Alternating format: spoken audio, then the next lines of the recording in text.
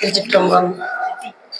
இத்தல நீரை கணி அப்பம் ஓடவள் பொறி கப்பிய கரி மோகன் அடிவேணி கற்றிடும் அடி அவர் புத்தியில் உரைபவர் கற்பகமன வினை கடிதேகும் தமும் மதியமும் வைத்திடும் மரன் மகன் மற்றொரு வீரல் புய மத யானை மத்தள வயிறனை உத்தவி புதல்வனை மட்டவில் வளர்கொடு பணிவேனே முத்தமில்லடவினை முற்படுகிறதன் முற்பட எழுதிய முதல்வோனே முப்புறம் எரிசலாட்சிவனுரை ரதம் அச்சது பொடி செய்தன் அதிதீரா அத்தையரது கொடு சுப்பிரமணிபடும் அப்புணம் அதனிடையமாகி அக்குற மகளுடன் அச்சிறுமுருகனை அக்கணமணமருள் பெருமா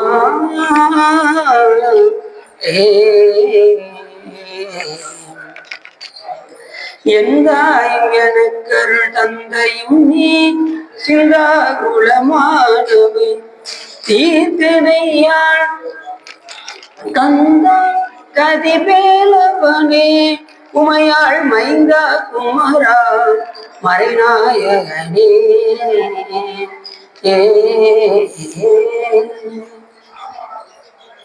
பொழியர்கோன் படித்த புகழியர்கோன் கடல் போற்றி ஆளுமிசை கல்விதப்பில் அணிந்த வீரான் அணி போற்றி வாழி திருநாவலூர் வந்தொண்டர் பதம் போற்றி ஊழிவடி திருவாதவரர் திருத்தாள் போற்றி. திருச்சிற்றம்பலம். எல்லாம் வல்ல சிவகாமியம்பாளுடன் ஆகிய பல வைத்தியநாத சுவாமியை பெரும் கருணையினாலே நாம் பெரிய புராணத்தில் இன்று அப்பூதி அடிகள் நயனார் பற்றி பேசுவதற்கு திருவருளும் குருவருளும் அடியாரர்களும் கூட்டியுள்ளோம்.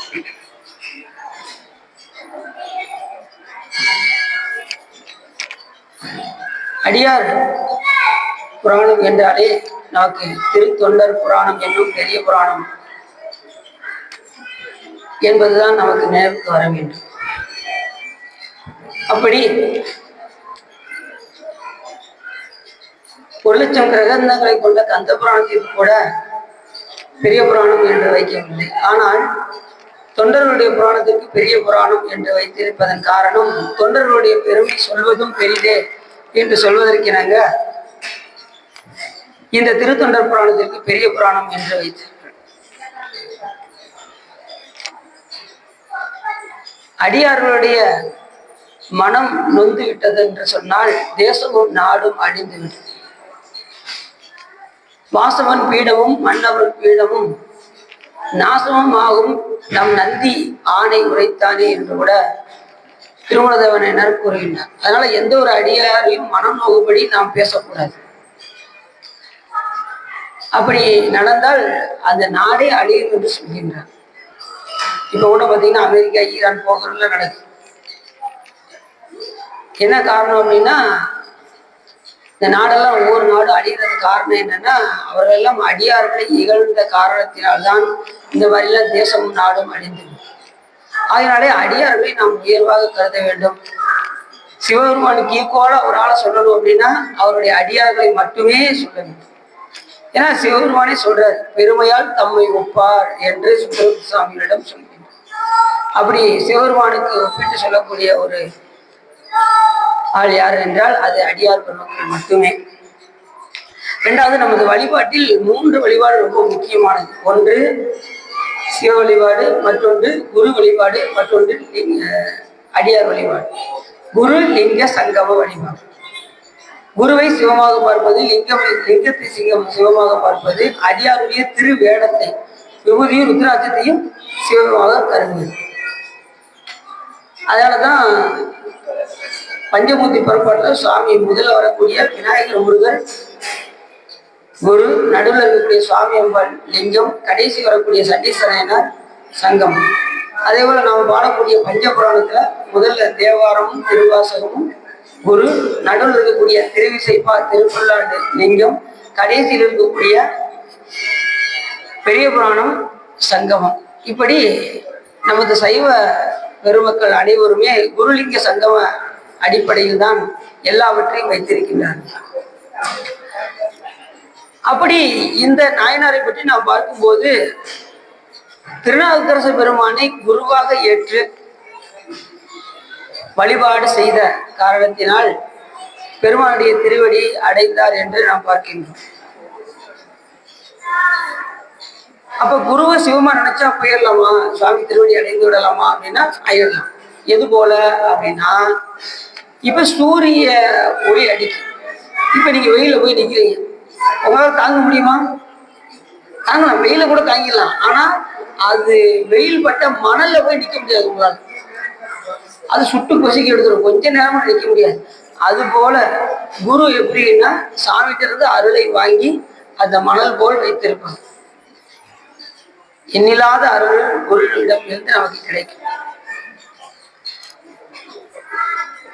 அப்ப குருவினுடைய அருளை நாம் பெற்றோம் என்றால் நாம் எல்லாவற்றையிலும் இருந்து தப்பித்து இறைவனுடைய திருவடியை எளிதாக அடையலாம் என்பதை காட்டுவதுதான் இந்த அப்பூதியடி நாயனாருடைய வரலாறு.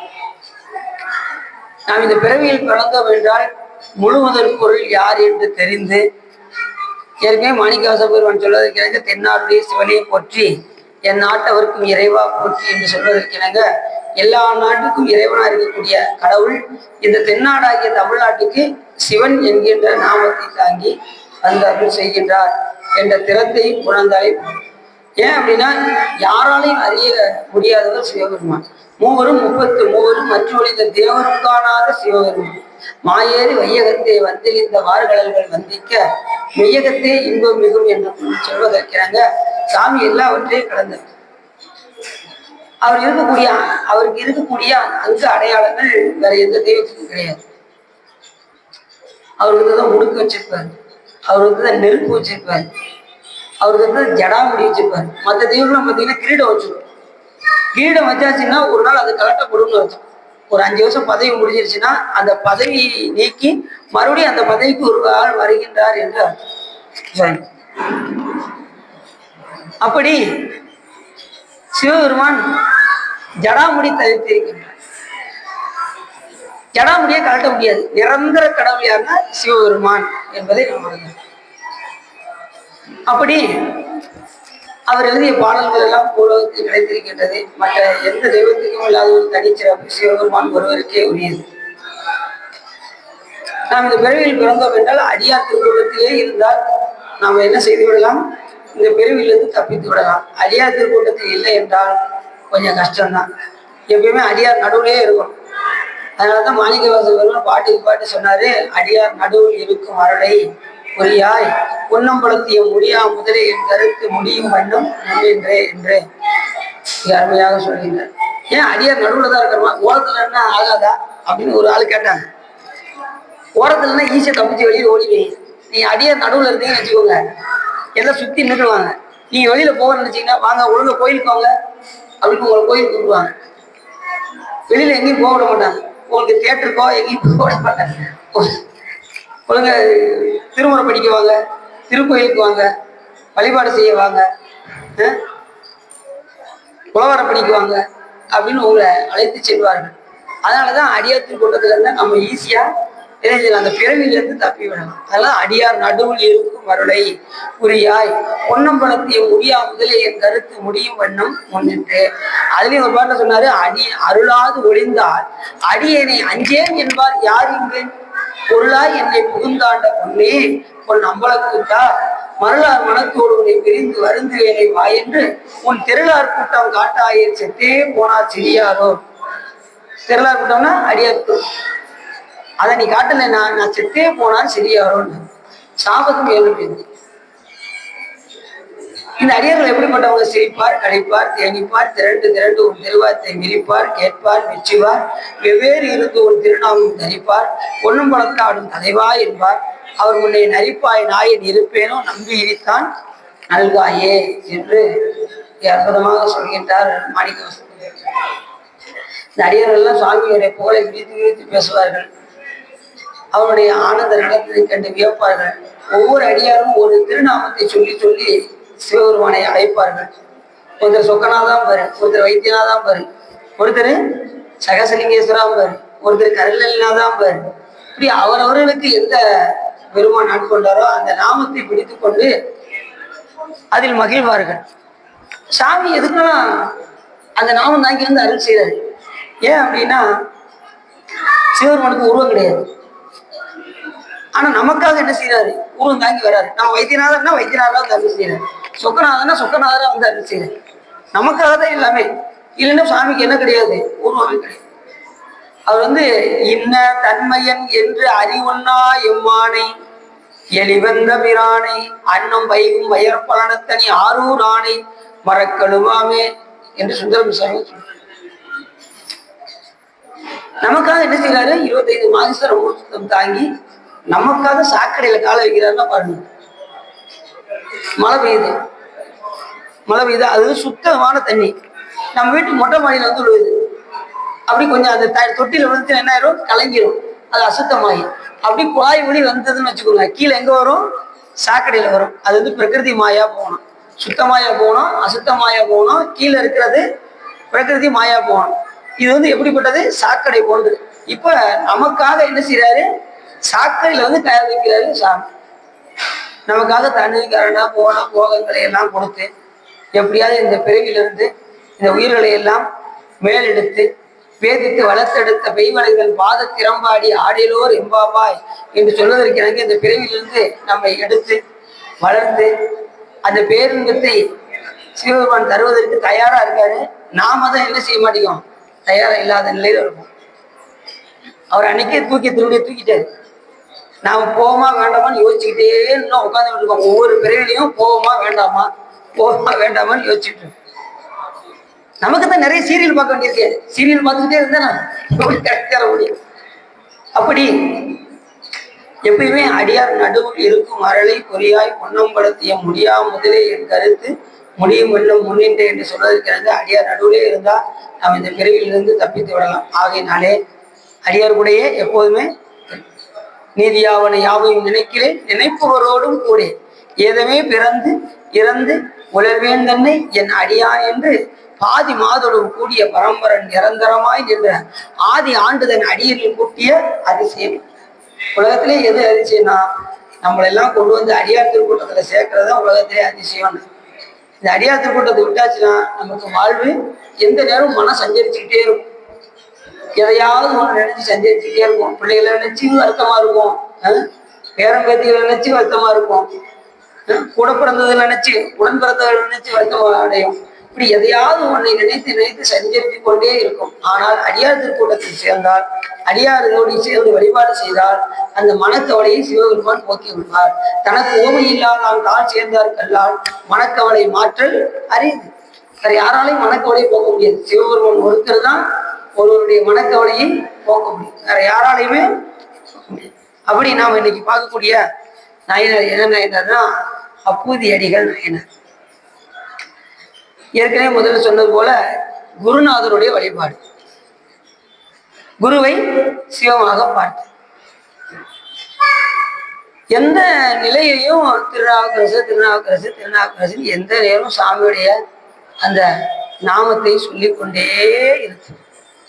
இப்ப அடியாருடைய நாமத்தை சொல்வது எப்படி என்றால் அது வந்து 10 பஞ்சாட்சரம் என்று பெயர். ஆமா, சிவபெருமானுடைய நாமத்தை சொல்வது பஞ்சாட்சரம், நமச்சிவாயம் சொன்னா பஞ்சாட்சரம். அதே அடியாருடைய நாமத்தை சொன்னா திருஞான சம்பந்தர், திருநாவுக்கரசர், சுந்தரமூர்த்திகள், மாணிக்க வாசகர் அப்படின்னு சொன்னா என்ன அர்த்தம்? அதுக்கு 10 பஞ்சாட்சரம் என்று. அதை சொல்லி மோட்சி அடையலாமா அப்படின்னா அடையலாம். ஏன்னா சுந்தரம் சாமியுடைய வரலாறுல அந்த சடங்கவி சிவாச்சாரியனுடைய பொண்ணை திருமணம் முடிக்கும் போது சிவபெருமான் வந்து தடுத்தார். அப்படி தடுத்த நிலையில் அந்த பொண் சுந்தரம் சுவாமிகளை நினைந்து நம்பி ஆரூரா என்று சொல்லியே சிவலோகம் சென்றார்கள் அந்த சடங்கவி சிவாச்சாரியம். அப்ப என்னுடைய நாமத்தை சொல்வதும் அடியாருடைய நாமத்தை சொல்வதும் பஞ்சாட்சரத்துக்கு ஒப்பானது. அது 10 பஞ்சாட்சரம் என்று பெயர். அதே மாதிரி சுந்தரம் சுவாமியை பார்க்காமே பெருமலை குருமலையினர் மோட்சம் அடைந்தார். அதே போல இப்ப திருநாவுக்கரசு பெருமானையும் பார்க்காமே திருநாவுக்கரசு பெருமான் மேல் கொண்ட அன்பின் காரணமாக இது என்ன வழிபாடு? குருவை சிவமாக பார்த்த வழிபாடு. சொல்லும் போதே சொல்றாரு, தனமாவது திருநாவுக்கு அரசின் சரணம் என்ன. எந்த நேரமும் திருநாவுக்கரசர் மேல பற்றுக்கொண்டு அவரே சரணம் என்று அப்படியே அவர் அடிமேல் இருந்து எந்த நேரமும் திருநாவுக்கரசு என்றே சொல்லிக் கொண்டிருப்பாரா. யாரு? அப்பூதி அடிகள். மணவார் புனல் பந்தர் வாழ்த்தி வைத்து ஆங்கு அவன் வன் தமிழ்கே இவை இனவாம் தனது பெயர் இடம் பெற்றவர் எங்கள் பிரான் அனமார் வயல் திங்கள் ஊரில் வேதியர் திங்களூர் என்ற தளத்துல வேதியர் குலத்தில் அவதாரம் செய்தவர் இந்த அப்பூதி அடிகள் நாயனார். ஏற்கனவே வேதியர் குலத்துல சுந்தரம் சுவாமிகள் பிறந்தார். இந்த வேதியர்கள்லாம் என்ன செய்ய முடியும்? சிவபெருமானை தொட்டு பூசிக்க முடியும். அதுலயும் ஆதி சிவாச்சாரியர்கள் தான் சிவபெருமானை தொட்டு பூசிக்க முடியும், மற்ற யாரும் பூசிக்க முடியாது. சிவபெருமானுடைய பஞ்ச முகத்தில் இருந்து வந்தவர்கள் ஆதி சிவாச்சாரியர்கள் என்று பெயர். ஈசானம், தத்புருஷம், அகோரம், வாமதேவம், சத்தியோஜாதம் என்கின்ற 5 திருமுகத்திலிருந்து சுவாமி ஆதி சிவாச்சாரியர்களை 5 பேரை தோற்றுவித்தார். அவங்க வழி வந்தவங்க தான் இப்பயும் சிவபெருமானை என்ன செய்யறாங்க? தொட்டு பூசிக்கின்றார். மற்ற யாரும் பூசிக்க முடியாது. அப்படி வேற யாராவது பூசிச்சாங்க அப்படின்னா இந்த ஆதி சிவாச்சாரியர்கள் தான் அவங்களுடைய குற்றத்தை போக்க முடியும். அவங்க பார்த்து கிரியை செஞ்சாதான் போக்க முடியும், இல்லைன்னா போக்க முடியாது. அப்படி அதே மாதிரி 5 திருமுகத்துல இருந்து மற்றொரு 5 பேரை படைத்தார். அவங்க வந்து ஆசாரியில் பேர். முதல்ல ஆச்சாரியர்கள், 2வது ஆசாரி. மனு மயன் என்கின்ற அது பஞ்ச தொழிலை செய்யக்கூடிய 5 பேரை படைத்தார். உங்களுக்கே தெரியும். அப்படி சாமி அப்பூதி அடிகள் நாயனார் திங்களூர் என்ற தலத்தில் அவதாரம் செய்தவர், வேதியர் குலத்தில் அவதாரம் செய்தவர். ஏற்கனவே சுப்பிரமணிய சொல்லும் போதும் மாதொரு பாகனாருக்கு வழி அடிமை செய்யும் வேதியர் குலத்தில் தோன்றி மேம்பட்டு சடையனாருக்கு கற்பின்மனை வாழ்க்கை இசைஞானியார் வாழ் தீது அகன்று உலகம் உய்ய திரு அவதாரம் செய்தார் என்று கூட சேக்கில சுவாமி சுந்தரம் சுவாமியோட வரலாறு சொல்லும்போது சொல்றார். அவரும் வேதியர் குலம், இவரும் வேதியர். அப்படிப்பட்ட குலத்தில் வந்து அவதாரம் செய்தவர் தான் இந்த. அது எப்படி?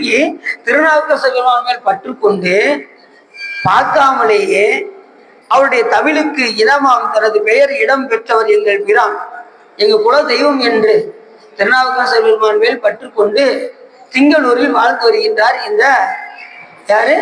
அப்பூதி அடிகள் நாயனார். 63 நாயன்மார் முக்கியமான நாயனர். 63 நாயன்மாரும் பார்த்தீங்கன்னா குருவை சிவமாக பார்ப்பது, லிங்கத்தை சிவமாக பார்ப்பது, அடியாருடைய திருவேடத்தை சிவமாக பார்ப்பது, அப்படி வாழ்ந்து வந்தார். மெய்ப்பொருள் நாயனார் எடுத்தீங்கன்னா திருநீரை மட்டுமே, அந்த வேடத்தை மட்டும்தான் பார்த்தார், வேற எதையுமே பார்க்கல. அந்த வேடத்தை பார்க்கும்போது பார்த்தீங்கன்னா அவரு வேஷம் போட்டு வர்றாரு. பகைவனால வெல்ல முடியல, மெய்ப்பொருள் நாயனால வெல்ல முடியாது. அவர் என்ன பண்ணாரு? கையில் படைக்க அந்த புத்தக கவலி ஏந்தி வெய்யலாம் நீரு பூசி வேணிகன் முடித்து கட்டி கையில் புத்தக கவலி ஏந்தி மைபூதி விளக்கே என்ன மனதில் கருப்பு வைத்து பொய்த்தவ வேடம் கொண்டு புகுந்தரன். இவர் வெல்றதுக்கு இதுதான் ஒரே வழி, அடியார் வேஷம் போட்டுதான் இவரை ஏமாத்தணும் அப்படின்னு சொல்லி என்ன பண்ணாரு? திருநீரை பூசிக்கொண்டு அரண்மனை காவலர்களை எல்லாம் இந்த வேடத்தை காமிச்சே உள்ள வந்து கடைசி தத்தன் என்கின்ற காவலரை மட்டும் மீண்டும் போக முடியல. 2 பேருக்கு வாக்குவாதம் நடந்துட்டு இருக்கு. அந்த நேரத்துல வைப்பூர் நாயனார் உள்ள இருந்து பாக்குறாரு. அடியார் வேடத்தோட இருக்காரு, உள்ள விடு அப்படின்ட்டு அவர் விட்டுட்டார். உள்ள போனதுமே அவர் என்ன பண்ணாரு? உங்க சிவபெருமான் எழுதிய நூல் ஒன்று உள்ளது, அதை நான் உபதேசம் செய்ய வந்திருக்கின்றேன். இப்ப வேடத்தை பார்த்ததுமே கழிச்சுட்டாரு. எந்த இடத்துல திருநீர் தரிக்கும்னே தெரியாம மெய்யெல்லாம் நீர் பூசி உடம்பெல்லாம் பூசிட்டு இருக்கு. எப்படி பூசணே தெரியாம 16 இடங்கள்ல பூசணும் அடியார்கள் வந்து. அப்படி எந்த இடத்துல பூசணும் தெரியாம வந்ததுமே அப்பயே கண்டுபிடிச்சிட்டாரு. வந்தது எதுக்கு வந்திருக்காரு தெரிஞ்சு போச்சு. 2வது உங்க சிவபெருமான் வரா, அதுலயும் தெரிஞ்சு போச்சு. ஆனா இப்ப எப்படி இருக்காரு? வேடத்துல இருக்கு. அந்த வேடத்தை மட்டுமே பார்த்தார். அடியாருடைய திரு வேடத்தை சிவமாக பார்த்தாரு.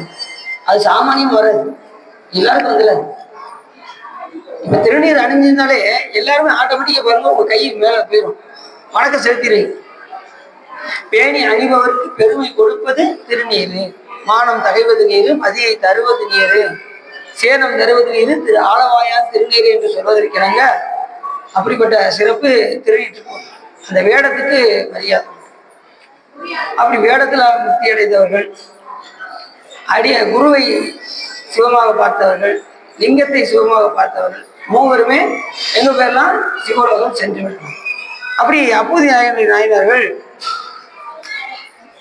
அடுத்த பாட்டில் சொல்றாரு. இவர் எப்படிப்பட்டவர் அப்படின்னா தாண்டவ புரிய, தாண்டவம் புரிகின்ற யார் தாண்டவம் புரிவா?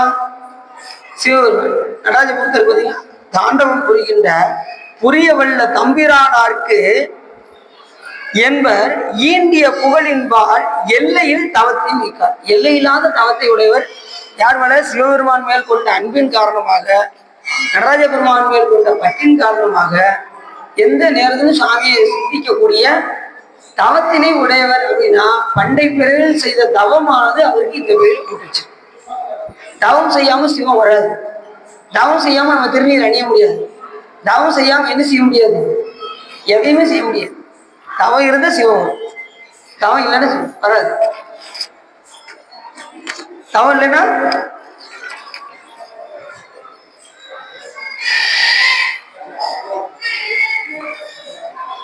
தவமும் தவம் உடையாருக்கு. அப்ப பண்டை பிரிவுல என்ன தவம் செஞ்சிருக்கணும்? சரியை, கிரியை, யோகம், ஞானம் என்கின்ற 4 நிலையை நாம் அடைந்திருக்க வேண்டும். சரி என்பது இறைவனுக்கு உடலால் செய்யக்கூடிய தொண்டு, கிரியை என்பது வாக்கினால் செய்யக்கூடிய தொண்டு, யோகம் என்பது மனதினால் நினைக்கக்கூடிய தொண்டு. இது 3 முற்று பெற்றால் கிடைப்பது ஞானம். இது 3 முற்று பெறணும். அதுக்கு என்ன செய்யணும்? சரி, சென்ற பிறகு நம்ம செய்யல அப்படின்னு இந்த பிறவையாவது செய்யணுமா வேண்டாமா? என்ன செய்யணும்? உடம்பால தொண்டு செய்யணும், வாக்கினால திருமுறைகள் பாடணும், நாமங்கள் ஜெபிக்கணும். இப்ப எல்லாம் கோயிலுக்கு போயிட்டு வரோம், எனக்குள்ள ஒரு 5 நிமிஷம் உட்காந்துட்டு போறோம்ல, உட்காந்து கதை பேசுறதுக்கு உட்காந்துருக்கோம். நிறைய பேர் அதான் எல்லா பேரும் செய்யற வேலை என்னன்னா, அப்போ ஆனா வீட்டுல தான் பேச முடியல, இங்கேயாவது உட்காந்து பேசுவோம் அப்படின்னு என்ன செய்யறாங்க? இங்க உட்காந்து கதை பேச ஆரம்பிக்கிறாங்க. இங்க தயவு செய்து புண்ணிய தேட வந்த இடத்துல பாவத்தை சேர்த்துடக்கூடாது. இங்க வந்து உட்கார்ந்து நமச்சிவாயத்தை என்ன செய்யணும்? 108 தடவை சொல்லி உட்கார்ந்துட்டு சொல்லிட்டு போகணும். அதுக்குதான் ஒரு 5 நிமிஷம் உட்காந்துட்டு போய் சொல்லியிருக்காங்க. இல்லையா அந்த மாதிரி சொற்பொழி நடந்தா கேட்டுட்டு போகணும். புரியுதா? இங்க உட்காந்து என்ன செய்யணும்? பஞ்சாட்சரத்தை 108 தடவை. அடுத்த தடவை வந்தீங்கன்னா 108 தடவை பஞ்சாட்சரத்தை யாரையும் சொல்றது கேட்காதீங்க. நீ வாட்டு மனசுல சிவபெருமானை நினைச்சு 108 தடவை பஞ்சாட்சரத்தை சொல்லிட்டு போகணும். நமச்சிவாயன் ஒரு தடவை சொன்னாலே எண்ணில்லாத புண்ணியம். நீ 108 தடவை சொன்னீங்கன்னு வச்சுக்கோங்க, உங்களுக்கு கஷ்டமே வராது. நீ நிம்மதியா வீட்டுக்கு போகலாம். வந்து சாமியை தரிசனம் பண்ண மாதிரி ஆயிடுச்சு, புண்ணியத்தை சேர்த்த மாதிரி ஆயிடுச்சு, நிம்மதியா போகலாம். இங்க வந்து என்ன செய்யக்கூடாது? கதை நிறைய பேர் அப்படிதான் செய்யறாங்க.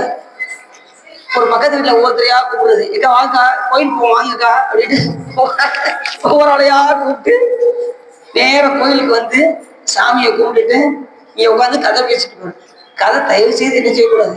பேசக்கூடாது. புண்ணியத்தை நல்லா சேர்த்துட்டு போங்க. நிறைய சாமியுடைய நாமத்தை சொல்லுங்க, இறைவனுடைய மந்திரத்தை சொல்லுங்க, முடிஞ்ச சொற்பொழிவு கேளுங்க. இந்த மாதிரி சிவ சம்பந்தமாக இருந்து நாம் செல்ல வேண்டும். அப்படி சிவ கைங்கரியம் ஏதாவது வந்தப்ப சும்மா இருக்காம ஏதாவது ஒரு கேள்வி எடுத்து ஏதாவது ஒரு திருப்பணி, ஒரு வேஸ்ட் பேப்பர் எடுத்து அப்படி கோயில் அப்படி போட்டு போயிட்டாலே போதும். அது எண்ணில்லாத சிவப்பொழி. சும்மா இல்லாம ஏதாவது ஒரு தொண்டு செஞ்சா ரொம்ப சிறப்பு. அப்படிலாம் செய்றீங்களா? அப்படி செய்யறோம் தான் எங்களுக்கு தோணுது. இருந்தாலும் நினைக்கிறோம் சிவா, அந்த மறக்கும் போது அதெல்லாம் மறந்துருக்கு சிவா அப்படின்னு கேரி போய் எடுத்துட்டு ஏதாவது வேஸ்ட் பேப்பர் இருந்தால் அதை எடுத்து போட்டு குப்பைத்தொட்டில் போட்டுட்டு போகணும். அது ஒரு தொண்டாயிருக்கு. அதுக்கு சாமி கணக்கு எடுத்தாலும் எழுத மாட்டான். எழுதும் கீழ்கணக்கு இன்னம்பர் ஈசரி ஏதாவது சிவப்பொழி செஞ்சிருக்கோம் அப்படின்னு ஒரு நாள் வரும்போது தொண்டு செய்வோம். ஒரு நாள் அவசரத்துல தொண்டு செய்ய முடியல, அப்படின்னு வேகமா போயிட்டு இருக்கேன். ஒருத்தர் வேகமா பார்த்தாரு, சிவா என்ன சிவா படி செய்யலையா, கிளம்பிட்டீங்க அப்படின்னாரு. மனோகத்தோட தான் போயிட்டு இருக்கேன் அப்படின்னு சொல்லிட்டு இருக்கேன். மனசுல நினைச்சுக்கிட்டே வரேன். அவர் சொல்றாரு, உங்க வேஷ்டி பாருங்க, உங்க வேஷ்டி தொண்டு செஞ்சுக்கிட்டு இருக்கு அப்படின்னாரு. ஏன்னா பார்த்தா வேஷ்டி அப்படியே தொடச்சிக்கிட்டே இருக்கு. கீழே கட்டிருக்க போல அது பரவாயில்லையே, வேஷ்டியே தொண்டு செய்யுது அப்படின்னாரு. உங்களுக்கு சாமிக்கு நன்றி சொன்னேன். பரவாயில்ல, நம்ம செய்ய முடியாதுன்னா கூட அவர் வேஷ்டி கூத்துக்கிட்டே இருக்கு. சாமி எதோ முடியுமா? நம்ம எல்லா பெருமான் திருவருள் என்று நினைத்தால் சிவபெருமானே என்ன பண்றாரு? எல்லாத்தையும் அவரே பார்த்து நீ என்ன பண்றது? உன்னை நான் தொட்டு செய்ய வைக்கவே செய்ய வச்சிரு. நீங்க எல்லாம் பெருமான் திருவருள் சுவாமி கிட்ட ஒப்படைச்சிட்டீங்கன்னா எல்லா வேலையும் செய்யறது யார் செய்வா? சுவாமியை செய்யறது. அந்த அளவுக்கு நீங்க அன்பை பரிமாறு. சாமி கிட்ட அன்புடையார் எல்லாம் உடைய அன்பிற்கு உண்டோ அடைக்குண்டால் புண்கடி பூசத்தரும் என்று சொல்வதற்காக சாமி மேல மிகுந்த பக்தியும் அன்பும் செலுத்தி கொண்டே இருக்காரு. சாமி மேல அன்பு வரணும், அடியார்களுடைய திருமணத்தின் மேல அன்பு வரணும், அப்புறம் குருநாதர் மேல அன்பு வரணும். நமக்கு உபதேசம் செய்கின்ற குருநாதரை நாம் என்ன செய்யக்கூடாது? சாதாரண மனிதராக பார்த்து விடக்கூடாது. அவர்களை சிவமாகவே கருத வேண்டும். அப்படி பார்த்தவர் தான் இந்த அப்பூதி அடிகள் நாயகர். அப்படி தாண்டவம் புரிகின்ற சாமி வந்துதான் நடனம் புரியும். மற்ற எந்த சாமி நடனம் புரியுதா? அந்த திரு நடனத்தை ஆடும்போது யாரு காணும்படி சிவபெருமான் நடனம் ஆடுறாரு அப்படின்னா உமையம்மை காணும்படி நடனம். கூடிய லயம் சதிவிளையாமை கொடியிடை உமையவள் காண ஆடிய அழகா அருமறை பொருளே அங்கனா எங்குற்றாய் என்று தேடிய வானோர் சேர்த்தின உள்ளே வாயிலாய் திருப்புகள் இருப்பார் பாடி அடியன் படுதியர் கலையாய் பசுவதா பரஞ்சுடரே என்று யார் சொல்றார்? சுந்தரம் சாமி சொல்றார். அந்த சதி பிழையாம சிவபெருமான் நடனம் ஆடுறாங்க. யாரு காணும்படி? உமையம்மை காணும்படி ஆடுறாங்க. ஏன் நம்மளை பார்த்து ஆடக்கூடாதா சிவபெருமான்? ஏன் உமையம்மையை பார்த்து ஆடுறாங்க? என்ன காரணம் அப்படின்னா நம்மளால அந்த ஆட்டத்தை என்ன செய்ய முடியாது, தாங்க முடியாது, நம்மளால பார்க்க முடியாது. அப்ப அந்த அருளை உமையம்மை வாங்கி நம்மளிடம் கொடுக்கின்றார். நம்மளால சாமிகிட்ட நேரடி என்ன செய்ய முடியாது, தொடர்பு கொள்ள முடியாது. ஏன்னா அதுக்கு ஜோதி பழம்பு. நம்ம கோயிலுக்கு எதுக்கு போய் சாமிக்கு எதுக்கு போய் நிக்கவே கூடாது. சாமிக்கு எதுக்கு போய் என்ன செய்யக்கூடாது, நிக்க கூடாது. இன்னும் அருள் கிடைக்காது, சைட்ல தான் நிக்கணும். அதுதான் கம்பி கட்டி வச்சா அந்த கம்பியும் தாண்டி வந்து எதுக்கு வந்து நிக்காங்க.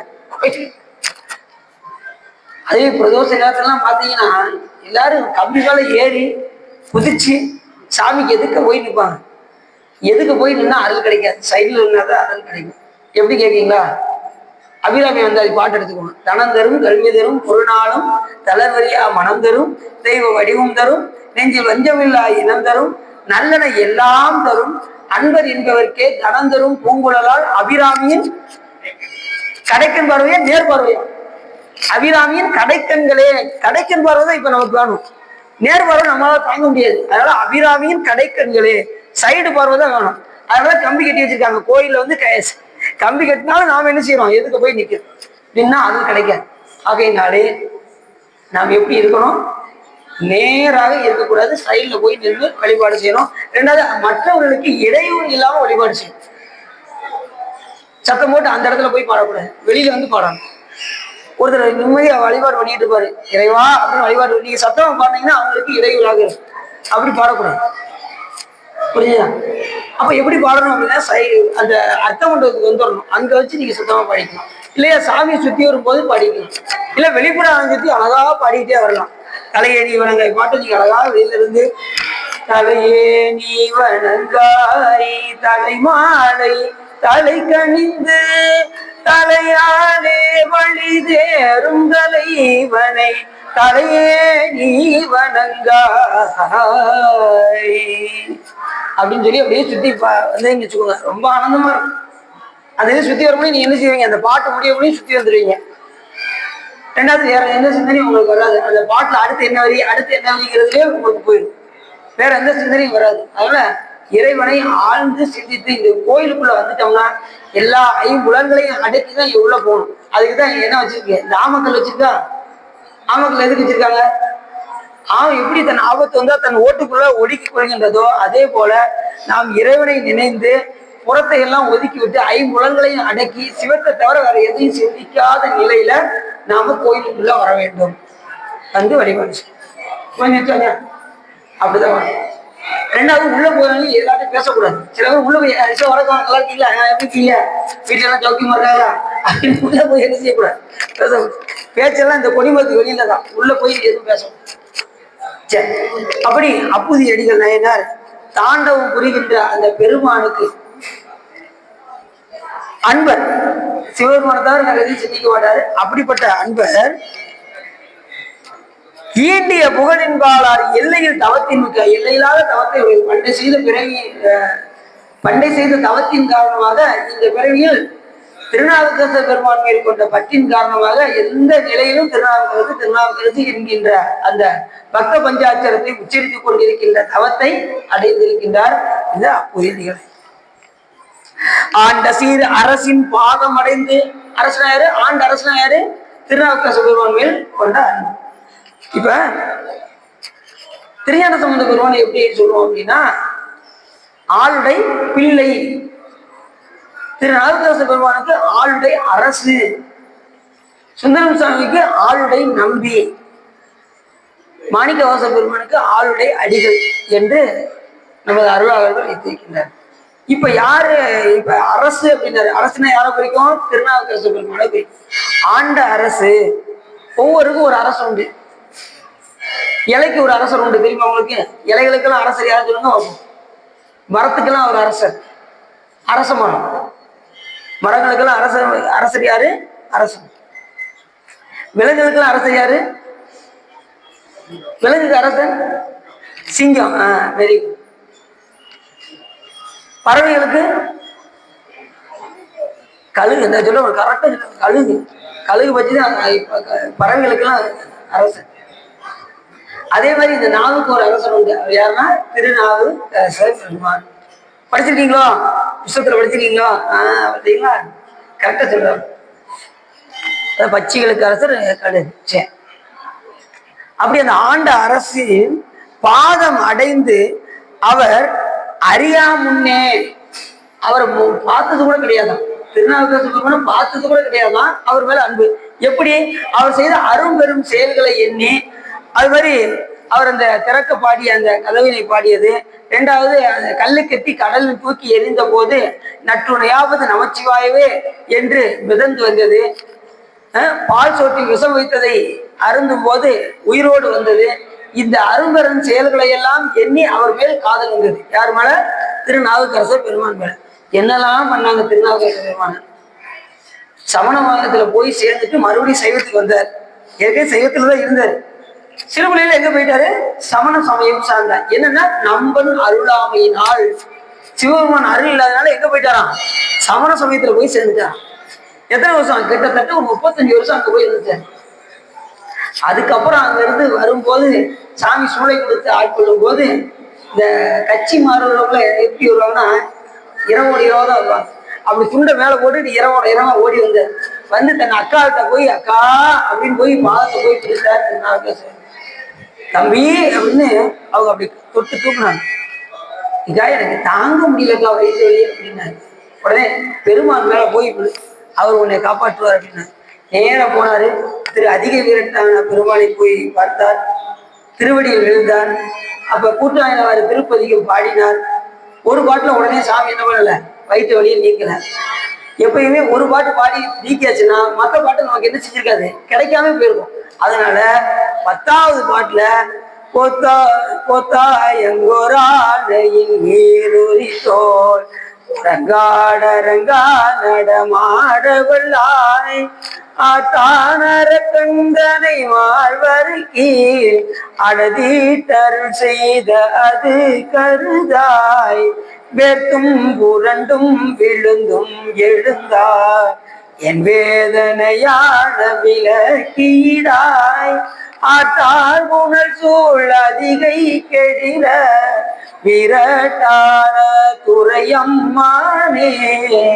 சாமி என்னால தாங்க முடியல, வேர்த்தும் புரண்டும் விழுந்தும் எழுந்தால் என் வேதனையான விலக்கீடான்னு 10வது பாட்டு பாடினாரு. அப்பதான் ஒரு சூளை போச்சு. அது வரைக்கும் சூளை இருந்தது. சூளை போனது சாமி திருவடி விழுந்தார். அதுக்கப்புறம் அவங்க அக்கா அதனுடைய திருவடியில் போய் விழுந்தார். அவங்க அக்கா என்ன சொன்னாங்க? பணிந்து பணி செய் அப்படின்னு ஒரு பதிலை சொன்னோம். இனிமே நீ என்ன பண்ணணும்? பணிந்து இறைவனுக்கு பணி செய் அப்படின்னாங்க. அடுத்த நிமிஷமே உலவாரப்படியை தூக்குனாரு. ஒவ்வொரு திருக்கோயிலுக்காக சென்று தொண்டு செய்ததுனால் அந்த உலவாரப்படை பார்த்தீங்களா கையில இருக்கா? அந்த உலவாரப்படையை வைத்து ஒவ்வொரு திருக்கோயிலுக்கும் சென்று தன் வாழ்நாள் முழுவதும் ஒவ்வொரு திருக்கோயிலுக்காக சென்று திருத்தொண்டு ஆக்கினார். தொண்டு சாதாரணமா செஞ்சிட முடியாது. சொல்லலாம் நாங்க போய் உழவரப்பணி செய்யறவங்க அப்படின்னு சொல்லலாம். போய் அங்க மனமுண்டி செய்யணும். அதுதான் ரொம்ப முக்கியம். அது அப்பர் சாமியில் செய்யும் போது எப்படி செஞ்சாராம்? இவரு புறத்துல போனாலும் கூட மனைவி நீ என்ன செய்ய, உள்ளுக்குள்ள சிவபெருமான தலையால வணங்கி கொண்டே இரு. தலையே நீ வணங்காய், தலை மாலை தலை கணிந்து தலையாலை வழி தேரும் தலைவனை தலையே நீ வணங்க. நான் எங்கிட்டாவது புறத்துல போயிடுறேன், நான் வினை செஞ்சிருவேன், என்னுடைய மனமானது வெளியே எங்கேயா போகும். ஆனா நீ என்ன செஞ்சு உள்ளுக்குள்ள சிவபெருமான நினைச்சுக்கிட்டே இரு. தலையால வணங்கிட்டு, கண்ணால அவரை கண்டுகிட்டே இரு, வாயால வாழ்த்திக்கிட்டே இரு, நெஞ்சால நினைச்சுக்கிட்டே இரு அப்படின்னு உள்ளுக்குள்ள சொல்றாரு. நாம வெளியிலையும் எடுத்துக்கலாம், அந்த பாட்டை உள்ளுக்குள்ளேயும் எடுத்துக்கலாம். சும்மா இருக்கக்கூடாது. எந்த நிலையிலையும் சாமிக்கு தொண்டு செய்ய வேண்டும் என்கின்ற மன உறுதி நம்மளிடம் இருந்தால் நமக்கு துன்பம் வந்து சேராது. இறைவனுக்கு பணி செஞ்சா துன்பம் வருமா? சாமி வர வச்சுட்டு வர சொல்லுவோம். அது நொடி பொழுது காணாம போயிடும். எது போல இங்க சுத்தம் பண்ண திருக்கோயில சுத்தம் செய்ய நம்மளிடம் உள்ள ஆணவங்கள அழுக்கை சிவபெருமான் கொஞ்சம் கொஞ்சமாக நீக்கி கொண்டே வரும். எங்க தொண்டு செய்யணும்? திருக்கோயில். ஏதாவது பேப்பர் ஏதாவது வேஸ்ட் பேப்பர் இருந்தாலும் எடுத்து என்ன செய்யணும்? குப்பை தொட்டியில அது செய்யலாம்ல. என்னால மற்ற நேரம் முடியல, ஏதோ கோயிலுக்கு வர நேரமாவது ஏதாவது 2 இதை எடுத்து போடுவோம் அப்படின்னு சொன்னோம். ரெண்டாவது, நீங்க நினைச்சா கோயிலுக்கு வர முடியாது. யார் நினைக்கணும்? உள்ள இருக்கிற சிவபெருமான் நினைக்கணும். இந்த உயிர் தன்னை வந்து பார்க்க வேண்டும் என்று யார் நினைக்கணும்? அவர் விரும்புகிறோம். அப்படின்னாதான் நம்ம கோயிலுக்கு வர முடியும். நாம நினைச்சாலும் நான் கோயிலுக்கு போனேன்னா போக முடியாது. நீங்க போற நேரத்தை என்ன ஆயிரும்? திடீர்னு விருந்தா வைக்கிறாங்க, போக முடியாம. அப்ப யாரு முடிவு பண்ண முடியும்? சாமி தான் முடியும். அப்ப இன்னைக்கு நம்ம திருக்கோயிலுக்கு வர வச்சிருக்காரு, அந்த பெருமானுக்கு நம்ம என்ன செய்யணும்? முதல்ல நன்றி சொல்லணும். இப்ப ஏற்பட்ட சாமி என்னையும் ஒரு பொருளா மதிச்சு, நான் புறத்திலே போய்கிட்டு இருக்க என்ன கூட மதிச்சு இந்த திருக்கோயிலுக்கு வர வச்சிருக்காரு அப்படின்னு சொல்லி முதல்ல நன்றி சொல்லி முடிந்த அளவுக்கு அவரை மகிழ்ச்சி படுத்துவதற்கு ஒரு திருமுறை பாடலாவது என்ன செய்யணும்? சாமிக்கு பாடணும். ஒரு பாடலாவது பாடிட்டு போகணும். ஒரு 4 வரி. சொற்றுணை வேதியன் சோதிவானவன் பொற்றுணை திருந்தளி பொருந்த கைதல கற்றுணை பூட்டி ஒரு கடலில் பாய்ச்சினும் நற்றுணையாவது நமச்சிவாய். எத்தனை வரி? ஒரு 4 வரி சாமியை போட்டு பாடிட்டீங்கன்னா சாமி எல்லையில்லாத மகிழ்ச்சி. அளப்பில் கீதம் சொன்னாருக்கு அடிகள் தாம் அருளுவாரே என்று சொல்வதற்கிழங்க சாமி எல்லையில்லாத மகிழ்ச்சி அடைவார். ஒரு பாடல் பாடணும். நல்லா தெரிஞ்சுக்கோங்க. தேங்காய் பழத்துக்காக சாமி அங்க உள்ள உட்காருங்க.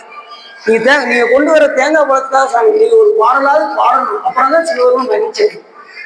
தேங்காய் பழம் கொடுக்கறது 2வது. முதல்ல சாமிய மகிழ்ச்சி படுத்துவதற்கு எது உபாயம் என்றால் திருமுறை பாடல்களே. நீங்க எத்தனை கிரியை செஞ்சாலும் சரி, பூஜையில என்ன கிரியை செஞ்சாலும் சரி, கடைசி திருமுறை பாடல்னா அது பூர்த்தியாக. அப்படிதானே சொல்லுவாங்க? திருமுறை பாடல்னா பூர்த்தி ஆகாதுல்ல. என்ன சிவ பூஜை பண்ணாலும் திருமுறை பாடல்னா பூர்த்தியாது. இப்போ ஒரு வீட்டுல விருந்தா வந்திருக்கான்னு வச்சுக்கோங்க. அவங்க எல்லா பலகாரமும் வைக்கீங்க, விதவிதமா வைக்கீங்க. குலோப்ஜாமுல இருந்து எல்லா உணவுகளும் வச்சுட்டு கம்முன்னு போய் நின்னீங்கன்னு வச்சுக்கோங்க. அவர் சாப்பிட்டு வர காய் வைக்கணுமா, குழம்பு வைக்கணுமா, மோர் வைக்கணுமா, ரசம் வைக்கணுமா, இப்படி கேட்டாதான் அவர் அன்போடு சாப்பிடுவார். அதே போல எல்லா கிரியும் செய்தாலும் திருமுறை பாடவில்லை என்றால் அந்த வழிபாடு பூர்த்தி ஆகாது. அப்ப தவமும் கிடையாது.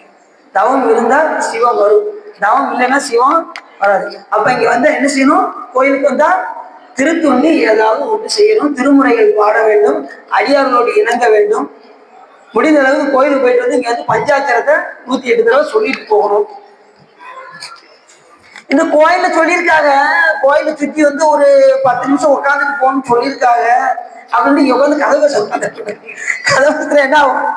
வினையாயிரும். அதெல்லாம் உட்காந்து நமச்சிவாயத்தை 108 தடவை எல்லாரும் என்ன செய்யுங்க? சொல்லிட்டு போங்க. குழந்தை குட்டியெல்லாம் கூப்பிட்டு இருக்கீங்களா? அவங்களையும் நமச்சிவாயத்தை சொல்ல சொல்லுங்க. அவங்களும் சேர்த்து என்ன செய்வாங்க? சிவபுண்ணியத்தை பெறுவாங்க. அதுலயும் இப்போ வந்துருச்சு பாருங்க செல்போன் போவோம், தாங்க முடியல. எங்க பார்த்தாலும் செல்போன். அன்னைக்கு ஒரு ஆள் 60 வயசு ஆள், ஒரு அம்மா நைட்டு மேக்கப் போட்டுட்டு இருக்காங்க. எத்தனை மணிக்கு? நைட்டு 12 மணிக்கு மேக்கப் பண்ணிட்டு இருக்காங்க. இந்த ஐயா பார்த்தாரு, ஏமா எங்கம்மா போற? நைட்டு 12 மணிக்கு இப்படி மேக்கப் பண்ணிட்டு இருக்கேம்மா. 60 வயசு. நல்லா தெரிஞ்சுக்கோங்க. எத்தனை வயசு? 60 வயசு.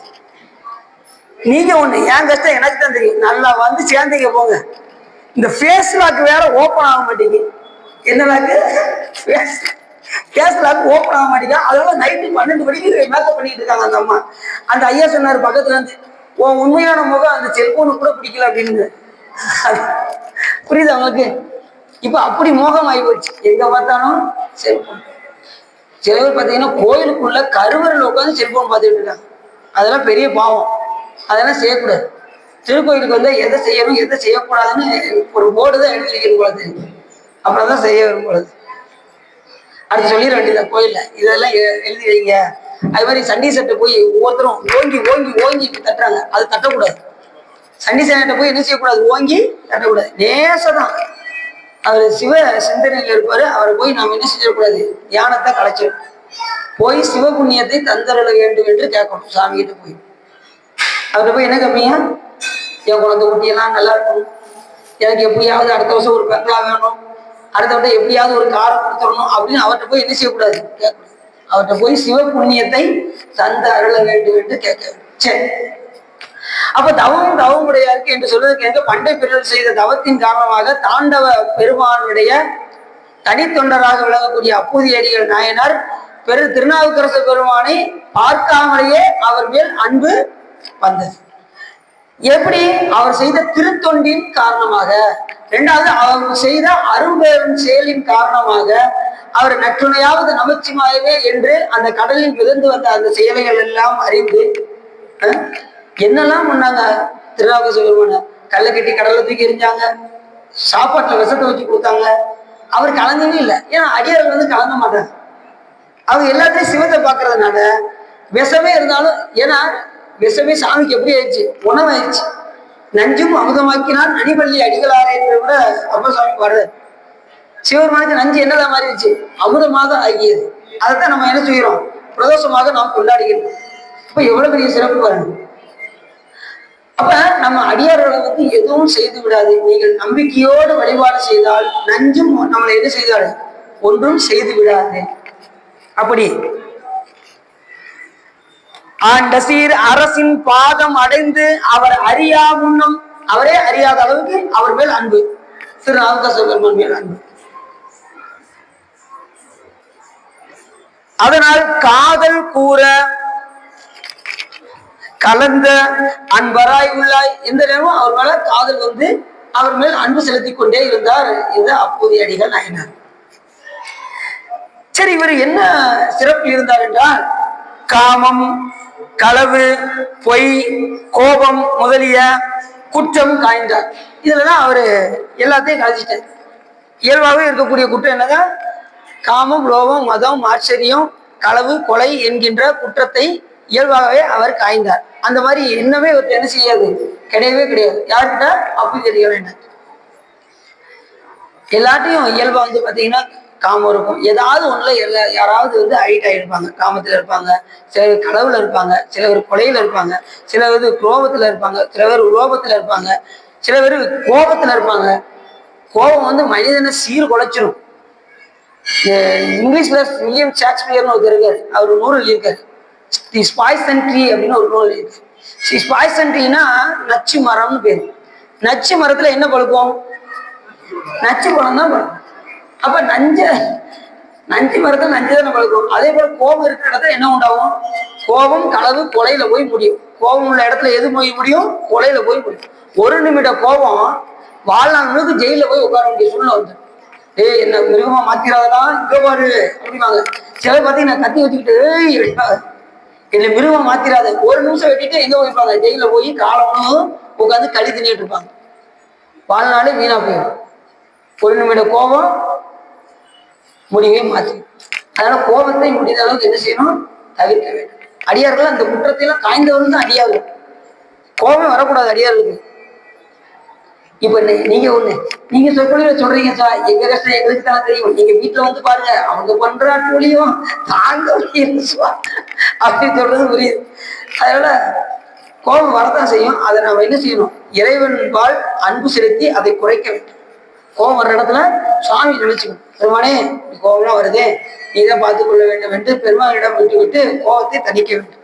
கோபப்பட்டா நம்மளுடைய வாழ்வு சீரழிந்து விடும். ரெண்டாவது, கோபத்தை தவிர்த்து சொல்லி நம்ம புண்ணியாசனம் சொல்றாரு. அதுக்கு மட்டும் சீசி சினமே தவிராயினாரு. அதுக்கு மட்டும் சீசின்னு ஒரு வார்த்தை போட்டார். சீசி சினமே தவிரா. திருமுறைகள் ஓத நேசமுறை ஐந்தெழுத்தை நீ நிறையா மனமே ஆசையராய் பாசமிடாய் ஆன சிவபூசை பண்ணாய், திருமுறைகள் ஓதாய் நேசமுடன் ஐந்தெழுத்தை நீ நிலையாய், மனமே உனக்கு என்ன வாய்.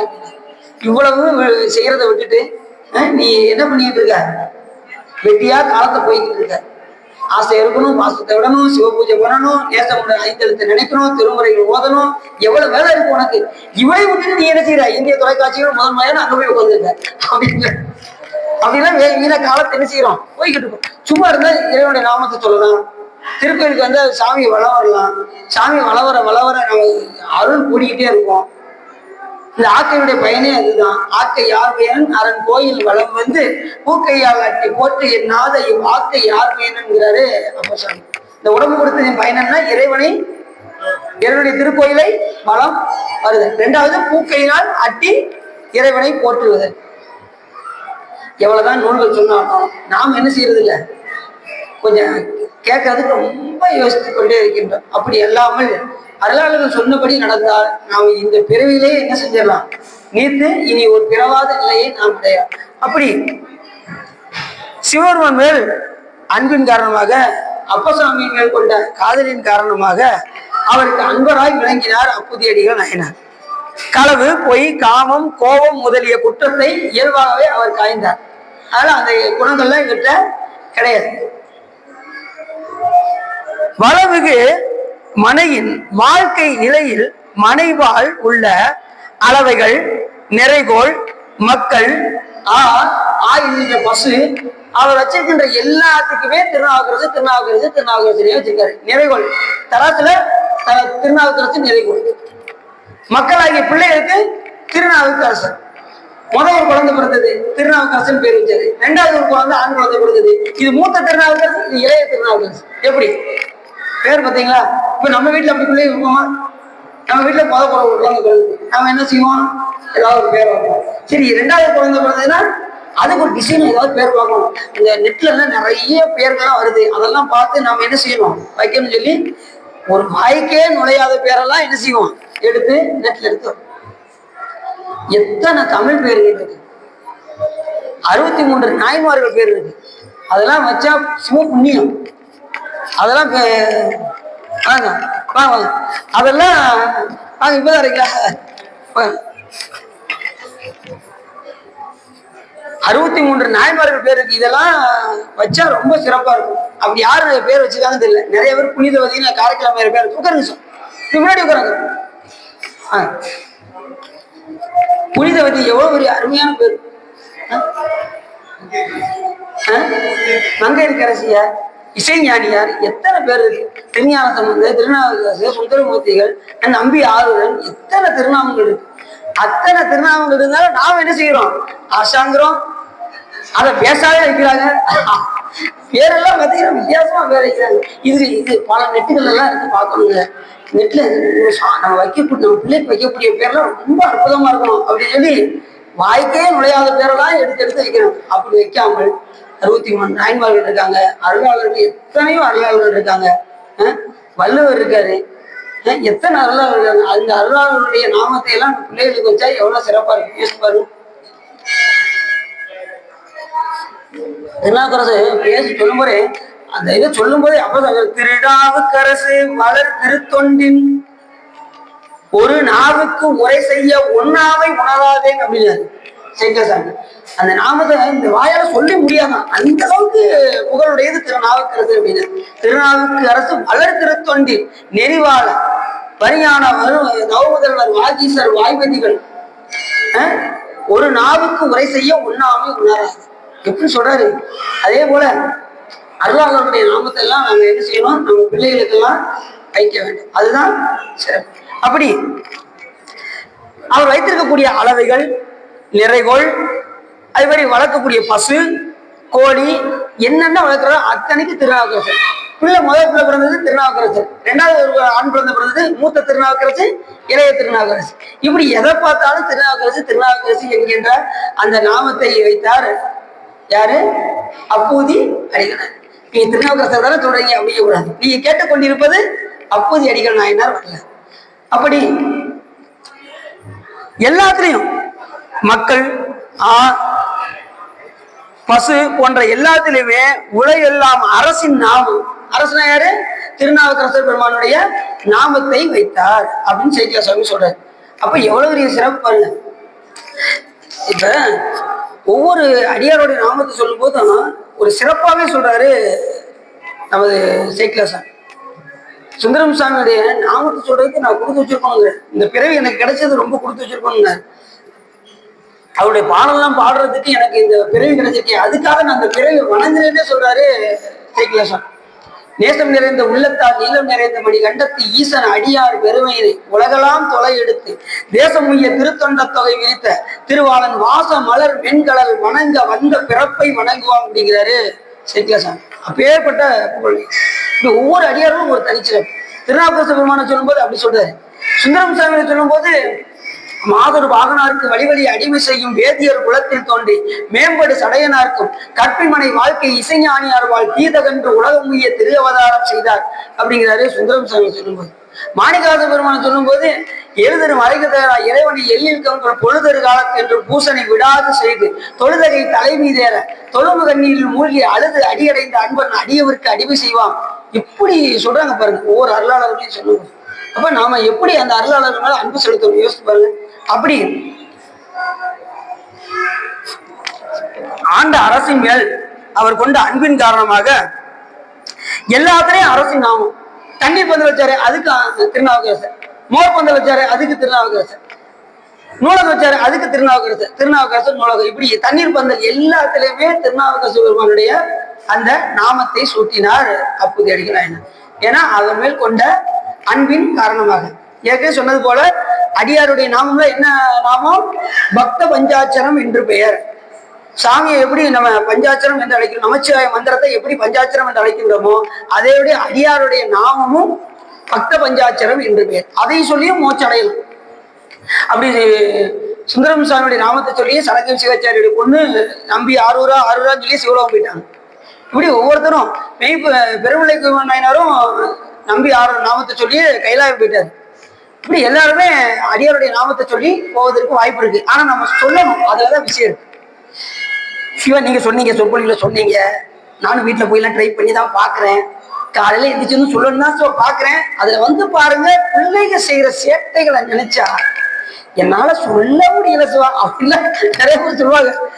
நீங்க சொல்றீங்க சிவா சொற்பொழிவுல பிராக்டிஸ் வரணுமே, வர மாட்டேங்க அப்படிங்குவாங்க. அதுதான் ரொம்ப ஆச்சரியமா இருக்கு. உடனே வந்துடு பல பிறவில சுவாமிக்கு நிறைய தொண்டு செய்தால்தான் வரும். அப்ப சரி முற்பிறவில நம்ம செய்யலன்னா இப்பிறவிலையாவது சுவாமிக்கு தொண்டு செய்தால் அடுத்த பிறவிக்காவது என்ன செய்யும் வரும்.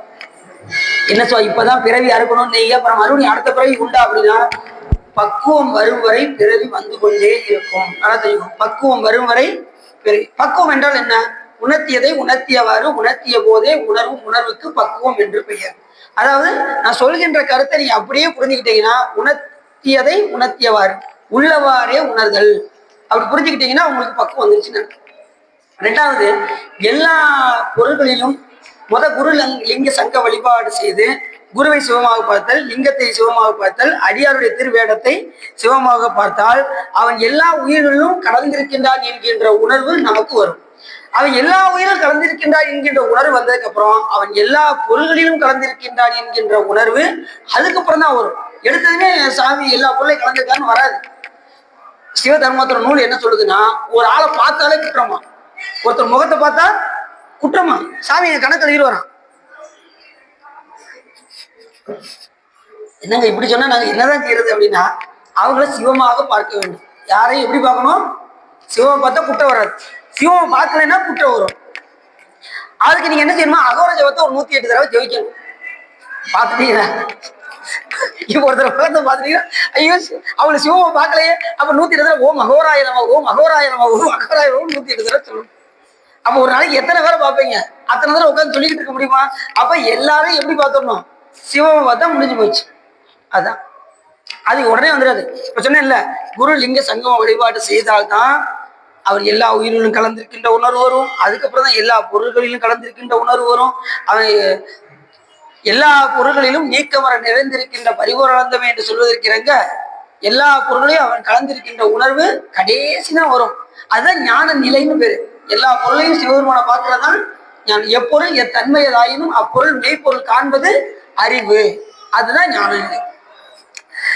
அப்படி இப்படி எல்லாத்துக்கும் திருநாவுக்கரசன் வச்சிருக்காரா? இந்த நேரத்துல திருநாவுக்கரசு பெருமான் அப்படியே வராரு. திருப்பழனம் வழிபாடு செய்து அப்படியே திங்களூரை தொடர்ந்து வர்றாரு.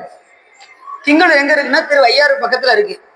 நம்ம தஞ்சை பிரகதீஸ்வரர் கோயில் தாண்டி ஒரு 10 கிலோமீட்டர் தள்ளி திருவையாறு இருக்கு. திருவையாறு பக்கத்துல ஏலூர்னு சொல்லி திருப்பழனம், திரு நெய்த்தானம், திரு கண்டியூர் அப்படின்னு 7 வரிசையா இருக்கு. இப்படி ஒவ்வொரு ஊரா தரிசனம் செய்து விட்டு பழனம் வந்து இந்த வழிபாடு செஞ்சு விட்டு திங்களூருக்கு வர்றாரு. யாரு? அப்போதையடிகள் என்ன திங்களூர் வர்றாரு. வரும்போது அப்படி பாக்குறாரு, எங்க பார்த்தாலும் திருநாவுக்கரசர் தண்ணீர் பந்தல் திருநாவுக்கரசர் மோர்பந்து, திருநாவுக்கரசர் நூலகம், இப்படி எல்லா இடத்துலையும் திருநாவுக்கரசர் பேர் எழுதியிருக்கேன் அப்படின்னு சொல்லி அங்க உள்ளவர்கிட்ட ஒரு ஆள்கிட்ட கேட்டார். இது என்ன காரணம், யார் அப்படின்னதும் இங்க இருக்கக்கூடிய வேதியராக விளக்கக்கூடிய அப்பூதி அடிகள்னு ஒருத்தர் இருக்காரு. அவர் தான் இப்படி எல்லாரும் அவர் வழிபடு தெய்வமாக விளங்கக்கூடிய குலதெய்வமாக விளங்கக்கூடிய திருநாவுக்கரச பெருமானுடைய பெயரை வைத்துள்ளார் அப்படின்னு சொல்லி அவரை நான் பார்க்கணுமே அப்படிங்கிறார். அவருடைய வீடு இந்த இடத்துல இருக்கு என்று ஒரு வழிபோக்கர் சொல்ல உடனே திருநாவுக்கரச பெருமான் என்ன செய்யறாரு, நமது அப்பூதி அடிகள் நாயனாருடைய வீட்டுக்கு செல்கின்றார். அங்க போய் அப்படி வெளியில உட்காந்துருக்காரு. உடனே அப்பூதி அடிகள் நாயனார் அப்படி உள்ள இருந்து வர்றாரு. வந்ததுமே இப்படி பாக்குறாரு. பார்த்து என்ன செய்யறாரு,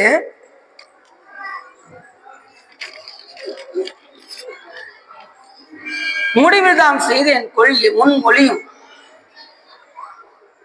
வடிவுடையீர் என் மனையில் வந்து அருளிட்டது. என் மனையில் அமர்ந்திருக்கின்ற நீங்கள் யார் என்று கேட்டார். பெருமானே, பெரிய பெரிய வேடத்தை தாங்கி இருக்கின்றீர்களே, சிவபெருமானுடைய வேடத்தை தாங்கி திருநீர் பூசி இப்படி அடியார் திருக்குளத்தோடு இருக்கின்றீர்களே, சிவபெருமானுடைய வடிவுடையை பெற்றிருக்கின்றீர்களே, நீங்கள் யார் என்று யாரு கேட்டான்? அப்பூதி அடிகள் என்ன கேட்டார். அப்ப அவர் சொன்னாரு, தருகின்ற நிழல் தண்ணீர் பந்தலும் கண்டு. இப்ப நான் யாருங்கிறது ரெண்டாவது இருக்கட்டும், வர்ற வழியில பார்த்தேன், எங்க பார்த்தாலும் தண்ணீர்ல பார்த்தாலும் மோர் பந்தல பார்த்தாலும் எல்லாமே திருநாவுக்கரசர் பெருமான் பேர் இருக்கேன், அது என்ன என்று புரிகின்ற அறம் பிறவும் கேட்டு அணிந்தோம். இதெல்லாம் கேட்டு உன்னுடைய நீ வைத்திருக்கின்ற எல்லா இதையும் கேட்டு யாம் உங்கள் வீட்டுக்கு வந்திருக்கின்றோம் அப்படின்னு யார் சொல்றா? திருநாவுக்கரசர் பெருமான் சொல்ற. ஆரணியும் சடைமுடியார் அடியாருக்கு நீர் வைத்த, இப்பதான் சொல்றாரு பாருங்க, இதுதான் ரொம்ப உச்சகட்டம். சேக்கிழார் சொன்ன விஷயத்திலே இந்த ஒரு 2 பாட்டு இருக்கு. இந்த 2 பாட்டு ரொம்ப ரொம்ப முக்கியமான பாட்டு. இப்ப அப்பூதி பார்த்து ஆரணியும் சடை முடியார் அடியாருக்கு, சடை முடியார் அடியார்னாரு. சிவபெருமான் எப்படி வச்சிருக்காரு? சடமுடி வச்சிருக்காரா? சடமுடி தான் வச்சிருக்காரு. மற்ற தெய்வம்லாம் என்ன வச்சிருக்கு? இந்த கரெக்டா கிரீடம் வச்சிருக்கு. மற்ற தெய்வம் என்ன வச்சிருக்கோம்? கிரீடம் வச்சிருக்கோம். ஒரு ஆளுக்கு கிரீடம் சூட்டாச்சுன்னா அடுத்து ஒரு நாள் எடுக்கப்படும் அர்த்தம், அது இன்னொரு ஆளுக்கு சூட்டப்படும் அர்த்தம். இப்ப பிரம்மா விஷ்ணுலாம் இருக்கு அப்படின்னா அவங்க ஒரு நாள் அவங்களுடைய பதவி ஒரு நாள் விலக போகுதுன்னு அர்த்தம். அதுக்கு அந்த புண்ணியம் செஞ்ச ஆன்மா யாரு அந்த விஷ்ணுவாகவோ இல்ல பிரம்மாவாகவோ போகின்றார்களோ அவர்களுக்கு அந்த மணிமகுடத்தை சூட போகின்றது என்று அர்த்தம். அப்ப சிவபெருமான் மட்டும் ஜடாமுடி அடைஞ்சிருக்காரு. ஜடாமுடியை கழட்ட முடியுமா? இப்ப கிரீடத்தை கழட்டி வச்சிடலாம், ஜடாமுடியை கழட்ட முடியுமா? அதனால நிரந்தர கடவுள் சிவபெருமான் ஜடாமுடி தரித்திருக்கிறார். எதுக்காக ஜடாமுடி தரிச்சிருக்காரு அப்படின்னா, அதுலயும் ஒரு திருக்கோயில பாத்தீங்கன்னா சிவபெருமான் மற்ற எல்லா இடத்துலயும் சடையை அவுத்து விட்டுருப்பாரு, ஒரே ஒரு திருக்கோயில மட்டும் ஜடாமுடியை சுத்தி வச்சிருப்பாரு. எந்த கோயில் சொல்லுங்க பார்ப்போம். என்ன எப்படி யோசிக்கீங்க? ஒரு கோயில்ல சிவபெருமான் வந்து ஜடாமுடியை சுத்தி வச்சிருக்காரு, திருப்பாச்சிராசிரமம் என்கின்ற ஊர்ல. துணிவலர் திங்கள் துளங்கி விளங்க சுடசடை சுற்றி முடித்து பணிவளர் கொள்கையர் வாரிடம் சூழ வாரிடம் உம்பளி தேவர் அணிவளர் கோலமெல்லாம் செய்து பாச்சி ஆச்சி ராமத்துறைகின்ற மணிவளர் கண்டர மங்கை வாட மயல் செய்வதோ இவர் மாண்பே. எப்படி பாட்டு? துணிவளர் திங்கள் துளங்கி விளங்க சுடசடை சுற்றி முடித்து, சாமி அங்க மட்டும் சுத்தி இருக்காராம், மற்ற இடத்துல விரிச்சு விட்டுருக்காராம். இப்ப நம்ம திருக்கோயில் எப்படி இருக்கு? சாமி ஜடாமுடி விரிச்சிருக்கும், எஞ்சடை இறைவனே பேரு சிவபெருமானுக்கு. மற்ற இடத்துல அந்த ஒரு கோயில மட்டும் சுவாமி சுத்தி வச்சிருக்கு, வேறுபட்ட கருணாமூர்த்தி. அங்க நீங்க போய் பாத்தீங்கன்னா நடராஜர் மட்டும் சுத்தி இருக்கும். அப்படி ஆரணியும் சடைமுடியாருக்கு அடியாருக்கு நீர் வைத்த, அது வந்து நிரந்தர கடவுள் சாமியை முழுமுதற் பொருள் என்று குறிப்பதுதான் அந்த ஜடை முடி. 2வது எல்லையில்லாத ஆற்றலை உடையவர் என்பதையும் குறிக்கும். சிவபெருமானுக்குரிய எண் குணமாக விளங்கக்கூடிய எல்லையில்லாத ஆற்றலை உடையவர் என்பதை குறிப்பதுதான் இந்த ஜடாமுடி. ஏன்னா கங்கை அதுல சுடியிருக்காரு, பிறையை அதுலதான் சுடியிருக்காரு. இதெல்லாம் அடைக்கலம் தேடி வந்ததுனால அது கங்கை அடக்கும் வாட்போக்கு என்று வேகமாக வந்த கங்கையை அடக்கி வைத்திருக்கின்றதனால் அது எல்லையில்லாத ஆற்றலை குறிக்கக்கூடியது அந்த ஜடாமுடி. சிவபெருமானுக்கு என்ன குணம் என்ன அப்படின்னா, தன்வயத்தனாதல், இயற்கை உணர்நாதல், இயல்பாகவே பாசங்கள் இருந்து நீங்குதல், முற்றும் உணர்தல், தூய உடம்பினாதல், பேராற்றல், பேரறிவு, வரம்பில் இன்பம் உடைமை என்கின்ற 8 வகை குணம் சிவபெருமானுக்கு. நம்ம போன்ற குணம் சிவபெருமானுக்கு கிடையாது. நமக்கு வந்து முக்குணம், சிவபெருமானுக்கு எண் குணம். நமக்கு இருக்கிற முக்குணம் எப்படி தெரியுமா? தாமசம், ராட்சசம், சாத்விகம். நமக்கு ராட்சச குணம் வந்துச்சு என்ன செய்வோம்? வேகமான பாத்திரத்தை எடுத்து விளக்கி என்ன செய்வோம்? போட்டு இந்த பாத்திரத்தை வேற விளக்க வேண்டியிருக்கு, அது முடிச்சிடும். அடுத்து துவைக்க வர செய்யுமே தூக்கி போட்டு அந்த நேரத்தில் உங்க குணம் என்ன குணமா இருக்கும் தெரியுமா? ராட்சச குணமா இருக்கும். அது முடிச்சுட்டு எல்லா வேலையும் முடிச்சுட்டு போங்கப்பா நீங்களும் உங்க வேலையும். அந்த ரிமோட்டை கொஞ்சம் கொடு. ரிமோட் எடுத்து உட்காந்து பார்த்தீங்களா, சோம்பேறித்தனம் வந்துடும்.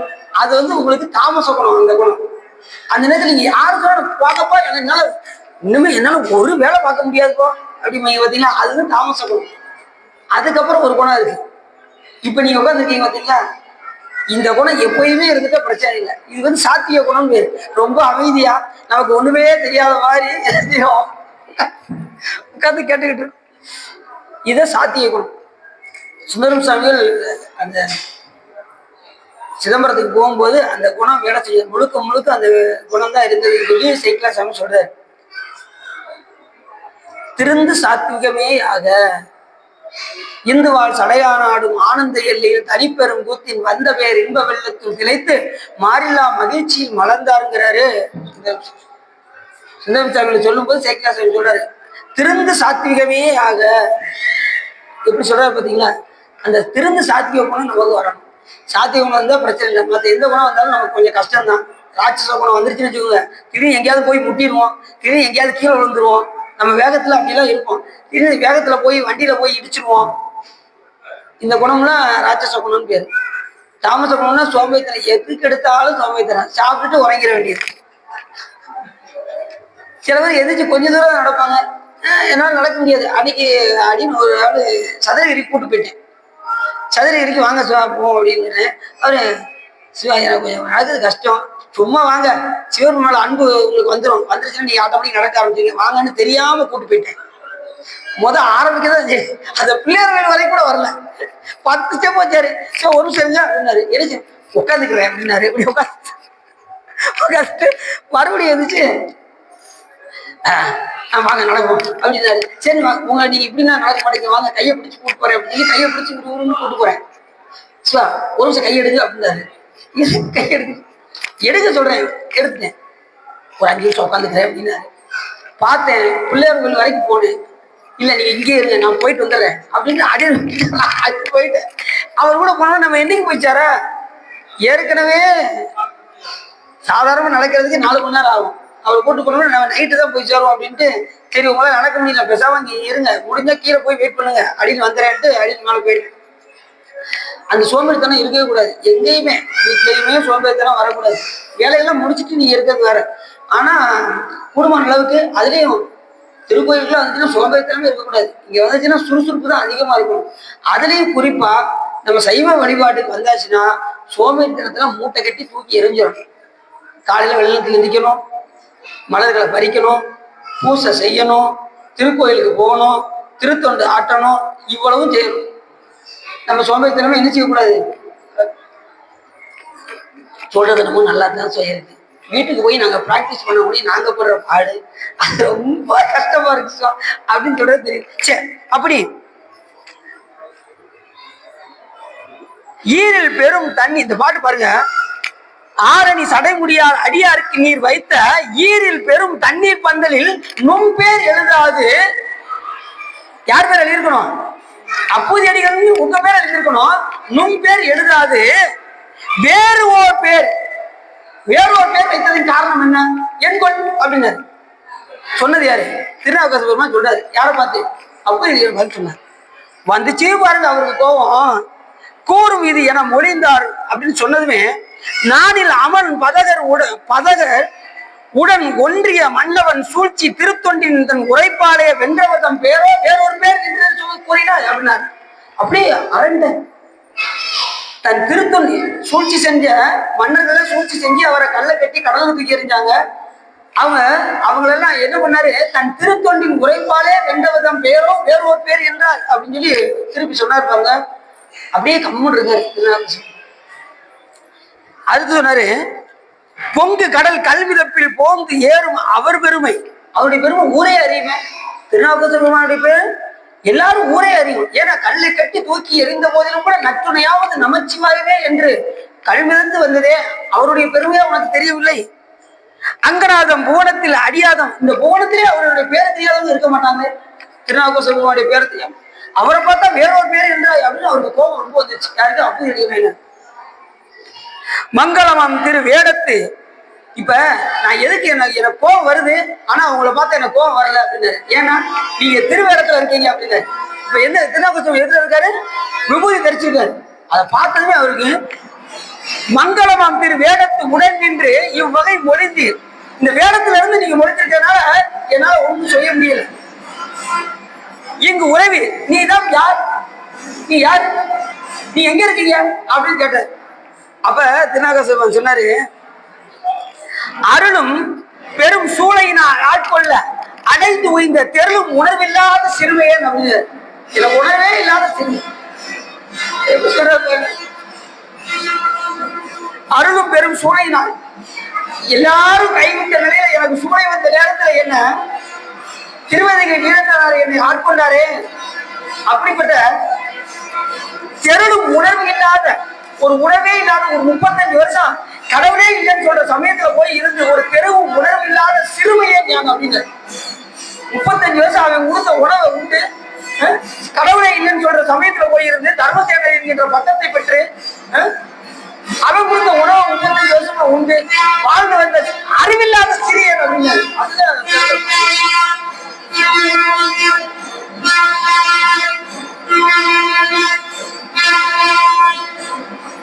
என்ன சார் என்ன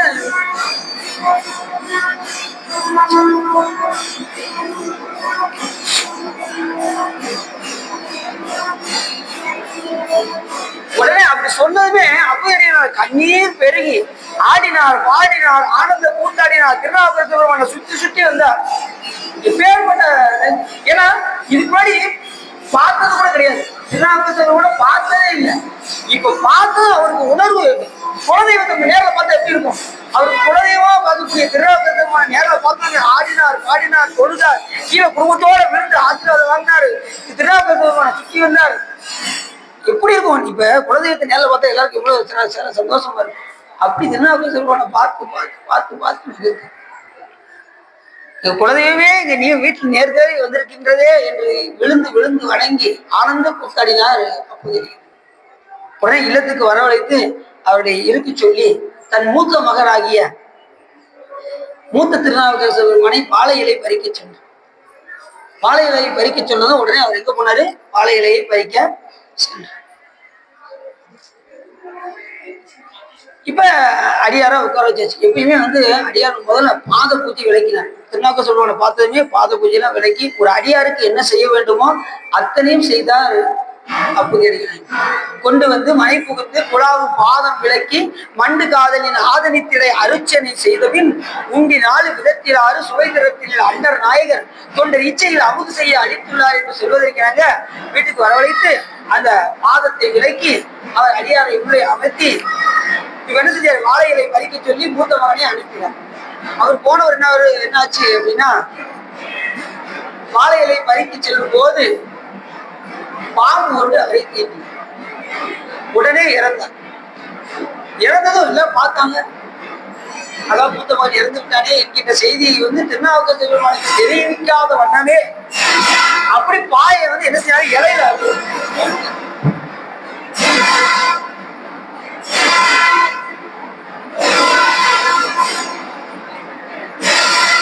பேரில் அரும் புதல்வன் தன்னை அரும் புதல்வன். எப்பயுமே பாத்தீங்கன்னா மூத்த பையன் மேல எல்லாருக்கும் பற்று அதிகமா இருக்கும். மூத்த பிள்ளைகள் மேல இப்ப நம்ம மானக்கஞ்சார் வைனாருடைய வரலாறு பாத்துட்டீங்கன்னா அந்த மூத்த பெண்ணுல கல்யாணம் நடக்கும். மூத்த பெண்ணு மேல அவ்வளவு பற்று. ஆனா சிவபெருமான் கேட்டது என்ன பண்ணாரு? பிள்ளை பார்க்க இழுத்து பிடிச்சி அரைஞ்சு கையில கொடுத்தாரு. சாமி மேல கொண்ட அன்பின் காரணமாக எப்பயும் மூத்த பிள்ளைகள் மேல எல்லாருக்கும் அன்பு ஜாஸ்தியா இருக்கும். இந்த இடத்துல நம்ம பிள்ளைகளை என்ன செய்யக்கூடாது? எல்லா சிவபெருமான் நினைச்சிட்டோம்னா பிள்ளையை பெற்றதே நம்ம ஒழுங்கும். நாம் நினைப்போம் பிள்ளைய வளர்ந்து நம்மளை கரைகட்டும், நம்மளை ஆளாக்கும் அப்படின்னு நினைப்போம். நான் நினைக்கிற மாதிரி நடக்காது. எந்த நேரத்திலையும் எதுவும் நடக்கும். அது நாம் செய்த வினைக்கு தகுந்தவாறுதான் பிள்ளைகள் நம்மளை பார்த்துக் கொள்ளும். வினை வந்து சரியில்லை அப்படின்னா பிள்ளைகள் நம்மளை பார்க்காது. நம்ம சொந்த காலில் தான் ஊழி நடக்கும், வழியே கிடையாது. அவர்கள் செய்த வினைக்கு தகுந்தவாறு தான் பிள்ளைகள் பார்க்கும். ரெண்டாவது, நீ என் பிள்ளைகள் ரொம்ப பற்று வச்சுட்டீங்க அப்படின்னா அந்த பிள்ளைகள் மூலியமாகவே நமக்கு துன்பம். இந்த உலகத்துல நீங்க யாருமே அதிக பற்று வைக்கிறீங்களோ அவர்கள் மூலியமாக நமக்கு துன்பம் வரும், மரணம் வரும். ஐஸ்கிரீம் மேல ரொம்ப பற்றா இருக்கா, ஐஸ்கிரீமாலே துன்பம் வரும். பாயாசம் மேல எனக்கு ரொம்ப பட்டுங்க. ஒருத்தர் முன்னாடி கல்யாணத்துக்கு கூட ஒருத்தர் வருவாரு. அவர் எப்ப பார்த்தாலும் பாயசம் உண்டாங்க, பாயசம் சாப்பாடு கூட சாப்பிட மாட்டாரு. பாயசம் மேல அவ்வளவு பட்டு சோறு கூட சாப்பிடணும் முடியும், ஆனா பாயசத்தை விடவே மாட்டேன். இப்ப பார்த்தா சுகர் வந்து ஆள் மெலிச்சு ஒல்லியா ருச்சியா இருக்கு, ஆள் அட்டை தெரியாம இருக்கு. இப்ப பாயாசம் என்ன ஆயிடுச்சு இப்ப அவருக்கு?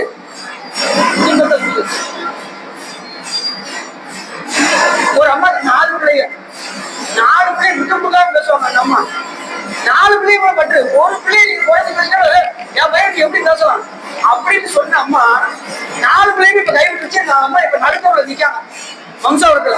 இந்த அம்மா 4 ஆம்பளை பையங்க இருந்து என்ன செய்ய?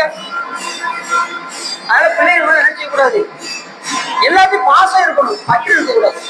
அதனால சொற்பொழி சிவா சொல்லிட்டாரு, தம்பி இங்க பாருமா அப்படின்னு வீட்டுல போய் சண்டை போட்டுறாதீங்க, அப்புறம் என்னை வந்து அடிக்க போறாங்க. இல்ல நீங்க சொற்பொழி சொன்னீங்களா என்ன சொன்னீங்க அடிக்க வந்துட போறாங்க. அதனால பாசம் இருக்கணும், பற்றுதல் இருக்கணும். பற்றுதல் ஒன்றுதல் நடக்கும், அவன்தான் எல்லாமே நமக்கு அப்படின்னு இருக்கணும். எதுலையும் நமக்கு நம்மளை காப்போது சிவபெருமான் நினைப்பு மட்டும் இருந்துட்டே இருக்கும். எந்த சூழ்நிலையும் சாமிதான் நம்மை கரையேற்றுவார், நம்மை இன்பத்தில் ஆக்குவது அவன் ஒருவனே என்கின்ற தன்மை மட்டும் நம்ம கிட்ட இருக்கும். எல்லாத்தையும் சிவமா பார்த்து வேலை முடிஞ்சு வச்சு பிள்ளைகள் கூட சிவமா பார்த்தா ரொம்ப நல்லது. எல்லாத்தையும் அரேஞ்ச் பண்ணிட்டாரு, முகத்தை பார்த்துட்டாலே நம்ம ஏதோ பார்க்கணும், சிவமா தான் பார்க்கணும். மணி எத்தனை? 8ஆவதா? அப்படின்னு எங்க வெளியில அடிக்கிறோமோ. அப்ப ஒரு பிள்ளைகள் மேல என்ன இருக்கணும், பாசம் இருக்கணும், பற்றுதல். பற்றுதல் என்பது ஒன்றுதல். அந்த ஒன்றுதல் யாருக்கு இருக்கணும்? சிவபெருமான் இருக்கும். பற்றுதல் பற்றற்றான் பற்றினை அப்பற்றை பற்றுத பற்று விடல். யார் மேல பற்று வரணும்? பற்றற்றான் ஆகிய சிவபெருமான் மேல பற்று வரும். சிவபெருமான ஏன் பற்றற்றான்னு சொல்றோம்? அது ஒரு பற்று எதுவுமே பற்று சாமி நிர்வாண குழந்தை எதுவுமே கிடையாது. அந்த தாரகவனத்து முனிவர்கள் ஏவி விட்ட புளிய சாமி இடுப்பில் அணிந்தார். அந்த தாரகவனத்து முனிவர்கள் ஏவி விட்ட யானையை தொழிலை குறித்தார், அதை போர்வையாக போர்த்தினார். இப்படி எல்லாமே அவர்கள் ஏவி விட்டதுதானே ஒழிய சிவபெருமானுக்கு எதுவுமே என்ன செய்ய, எந்த ஆடை அணிகளுக்கு எதுவுமே கிடையாது. அப்படி இருக்கிற சாமி மீனாட்சி அம்மையார கல்யாணம் எப்படி வந்தார் தெரியுமா? சுந்தரா வந்து எந்த அணிகளும் அவர் கிடையாது. அவர் பாம்பு அடிச்சிருப்பாரு, இடுப்புல புளிய கட்டி இருப்பாரு. எல்லாரும் கொடுக்கறதுக்கு ரொம்ப பயந்தாங்க. மீனாட்சி புடிச்சு எனக்கு அவர் தான் பிடிச்சிருக்கு, நான் அவர் தான் கட்டுவேன் அப்படின்னாங்க. மீனாட்சி சரி முடிச்சு வச்சிடும் அவனு. சரி கல்யாணத்துக்கு வரும்போதாவது அந்த பாம்பு இடுப்பு அதை வராம வரக்கணுமா அப்படின்னாங்க. உடனே மீனாட்சி சொன்னாங்க, என்னங்க நீங்க வந்து வரும்போது இப்படிலாம் வந்துடுறாங்க, எல்லாம் பயப்படுறாங்க, அதனால நீங்க கொஞ்சம் அழகா வாங்க அப்படின்னு. உடனே சாமி கண்ணாடியை பார்த்தாரு, அப்படியே அழகா எப்படி இருந்தாரு மீனாட்சி சுந்தரேஸ்வரா. கடைசி கல்யாணம் முடிக்கிற வரைக்கும் சாமி சபையில இல்லை, ஒரு செகண்ட் தான் இருக்கு. திருமணம் தாலி கட்ட போற நேரம் தான் இருக்கு, டக்குனு இங்க இருக்காரு, கைலாயத்தோடு இங்க இருக்காரு. எப்படி வந்தாரு? சாமி சங்கல்பத்தில் எதையும் செய்யக்கூடியவர். இப்ப நாம இங்க இருந்தா வீட்டுல இருக்க மாட்டோம், வீட்டுல இருந்தா இங்க இருக்க மாட்டோம், அப்படிதானே? ஆனா சாமி அப்படி கிடையாது, அவர் எல்லா இடத்துலயும் இருப்பார். இங்க பள்ளியர் பூஜை நடக்குன்னா சிதம்பரத்துல பள்ளியர் பூஜை நடந்தாலும் அங்கே ஏத்துக்குவார், திருவொற்றியூர்ல இருந்தாலும் ஏத்துக்குவார். ஏன்னா அவர் எல்லா பொருளையும் கலந்துருக்கிறதுனால எல்லா பொருளையும் நீக்கமாக நேர்ந்திருக்கின்ற காரணத்தால் ஒரு சேர அறியக்கூடியவர். நாம விட்டு விட்டுதான் அறிவோம், அவர் ஒரு சேர அறிவோம்.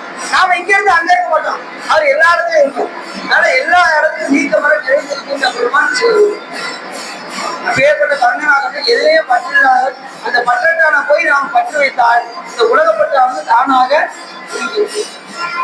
என்னென்ன உடனேதான் வச்சிட முடியாது.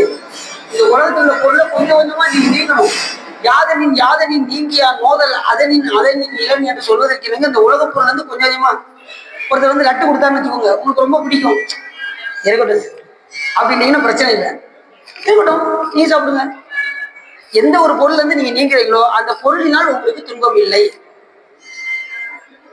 இப்ப நீங்க அதை விருப்பமாக நீங்க சாப்பிட்டீங்கன்னா மறுபடியும் அந்த பொருள்னாலே நமக்கு துன்பம் வரும். எந்த பொருள்னாலும் நீங்க வேண்டாம் வேண்டாம் என்று ஒதுக்க வேண்டுதல் வேண்டாம் இல்லாத சேர்ந்தாருக்கு யாண்டும் இடும்பை இல்லைங்கிறார், துன்பம் வராதுங்கிறார். அதே மாதிரி எந்த பொருளையும் நீ வேண்டாம் அந்த பிறவாமை சொல்லும் போது கூட வேண்டுங்கால் வேண்டும் பிறவாமை மற்றவையால் வேண்டாமே வேண்டாம். பிறவாமை எப்ப கேட்கணும் அப்படின்னா இந்த உலகத்து பொருளையெல்லாம் வேண்டாம் வேண்டாம் ஒதுக்கும் போதுதான் பிறவாமை வேண்டும் என்கின்ற உணர்வு நமக்கு. ஏன்னா அது வரைக்கும் என்ன வராது, பிறவாமையா அப்படியா அப்படி ஒண்ணு இருக்கா அப்படிலாம் கேட்டுட்டு இருக்கும். அப்படி சாதாரண ஒரு பற்றற்றானாகி சிவபெருமான் கொண்ட பற்று அது இருக்க நாளுக்கு நாள் அதிகமாகிக் கொண்டே வரணுமே தவிர குறையாமையாவது பார்த்துக்கணும். எனக்கு அன்பு வரமாட்டேங்குங்க அப்படின்னா குறையாமையாவது என்ன செஞ்சுக்கணும், அதுக்கு என்ன செய்யணும், திருக்கோயிலுக்கு வரணும், அடியார்களோடு இணங்கணும், திருமுறைகள் பாடணும், திருத்தொண்டு செய்யணும். இதெல்லாம் செஞ்சாதான் இறுதி அங்கேயாவது குறைக்காம பார்த்துக்கலாம். அதை நீங்க உழைப்பை காட்டுறீங்க அப்படின்னா நாளுக்கு நாள் அன்பு கூடிக்கொண்டே வரும்.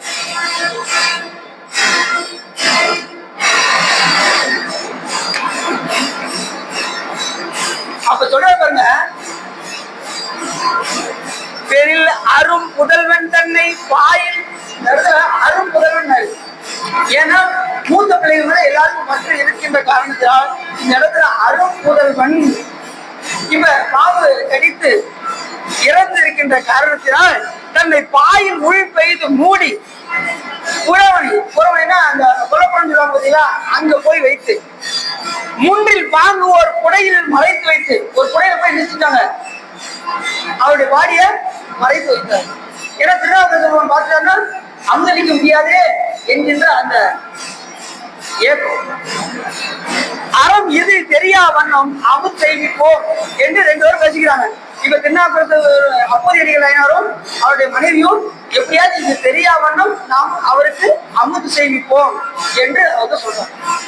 சொன்னதும் உடனே ஐயா வரவழைச்சாச்சு, உட்கார வச்சாச்சு, அமுத்து செய்ய உட்கார்றாரு.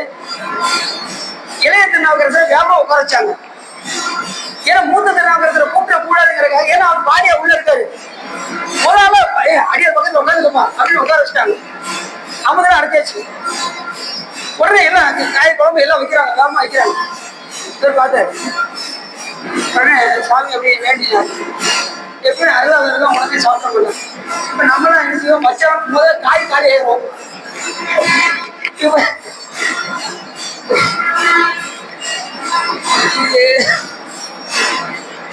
அதுவும் இந்த வண்டியில பாத்துறது கல்யாணத்துல போய் பார்த்துட்டோம்னா அடியர் எல்லாம் வச்சுக்கிட்டே இருப்பாங்க. வைக்க இங்க காலி ஆகிட்டே இருக்கும், காய் காலியாயிரும். ஒரு இனிப்பு வைப்பாங்க, இனிப்பு அடுத்த வருஷமே காலியாயிரும். அடுத்து வச்சுக்கிட்டே இருப்பாங்க, இன்னைக்கு எனக்கு இந்த இனிப்பு வைக்கணும் அப்படின்னு மறுபடியும் வாங்கிட்டு இருப்பாங்க. வைக்க காலியாகும். அப்படி இருக்க கூட ஏன்னா அப்ப அப்படி இருக்கிற சூழ்நிலையில இவர் வந்து ஞானிகள்லாம் எப்பயுமே உடனே சாப்பிட மாட்டாங்க. இப்ப அடியாரும் உடனே சாப்பிட மாட்டாங்க. அடியாரெல்லாம் எல்லாம் வச்சாச்சுன்னா என்ன செய்வாங்க, பதியம் பாடுவாங்க, அன்னபாடிக்கு தில்லை சித்தமா பாடுவாங்க. அதுக்கப்புறம் மண்ணில் பிறந்தார் பெரும்பெயர் மதிசோடும் அன்னவார் அடியாதவை அமுத சேவித்தல் பாடுவாங்க. பாடிட்டு என்ன செய்வாங்க, நாமாவளி சொல்லுவாங்க. அதுக்கப்புறம் தான் சாப்பாடே என்ன செய்ய முடியும், உடனே என்ன செய்ய முடியாது, கொட்ட முடியாது. சில பாத்தீங்கன்னா சாப்பாடு வச்சு பாதி காலியாயிரும், அது காலியாயிரும். ஒரு காலத்துல நம்ம அறியாம செஞ்சிருப்போம், நல்லா செஞ்சுட்டு தான் நம்ம வந்திருக்கோம் அடியார். இப்ப அடியார் ஆனதுக்கு அப்புறம் நம்ம என்ன செய்யக்கூடாது, எல்லாம் வச்சதுக்கு அப்புறம் அந்த உணவுல எல்லாத்தையும் கொஞ்சம் கொஞ்சமா எடுத்து இலையினுடைய முனையில கொண்டு போய் அந்த சாதங்களை எடுத்து வைக்கணும்.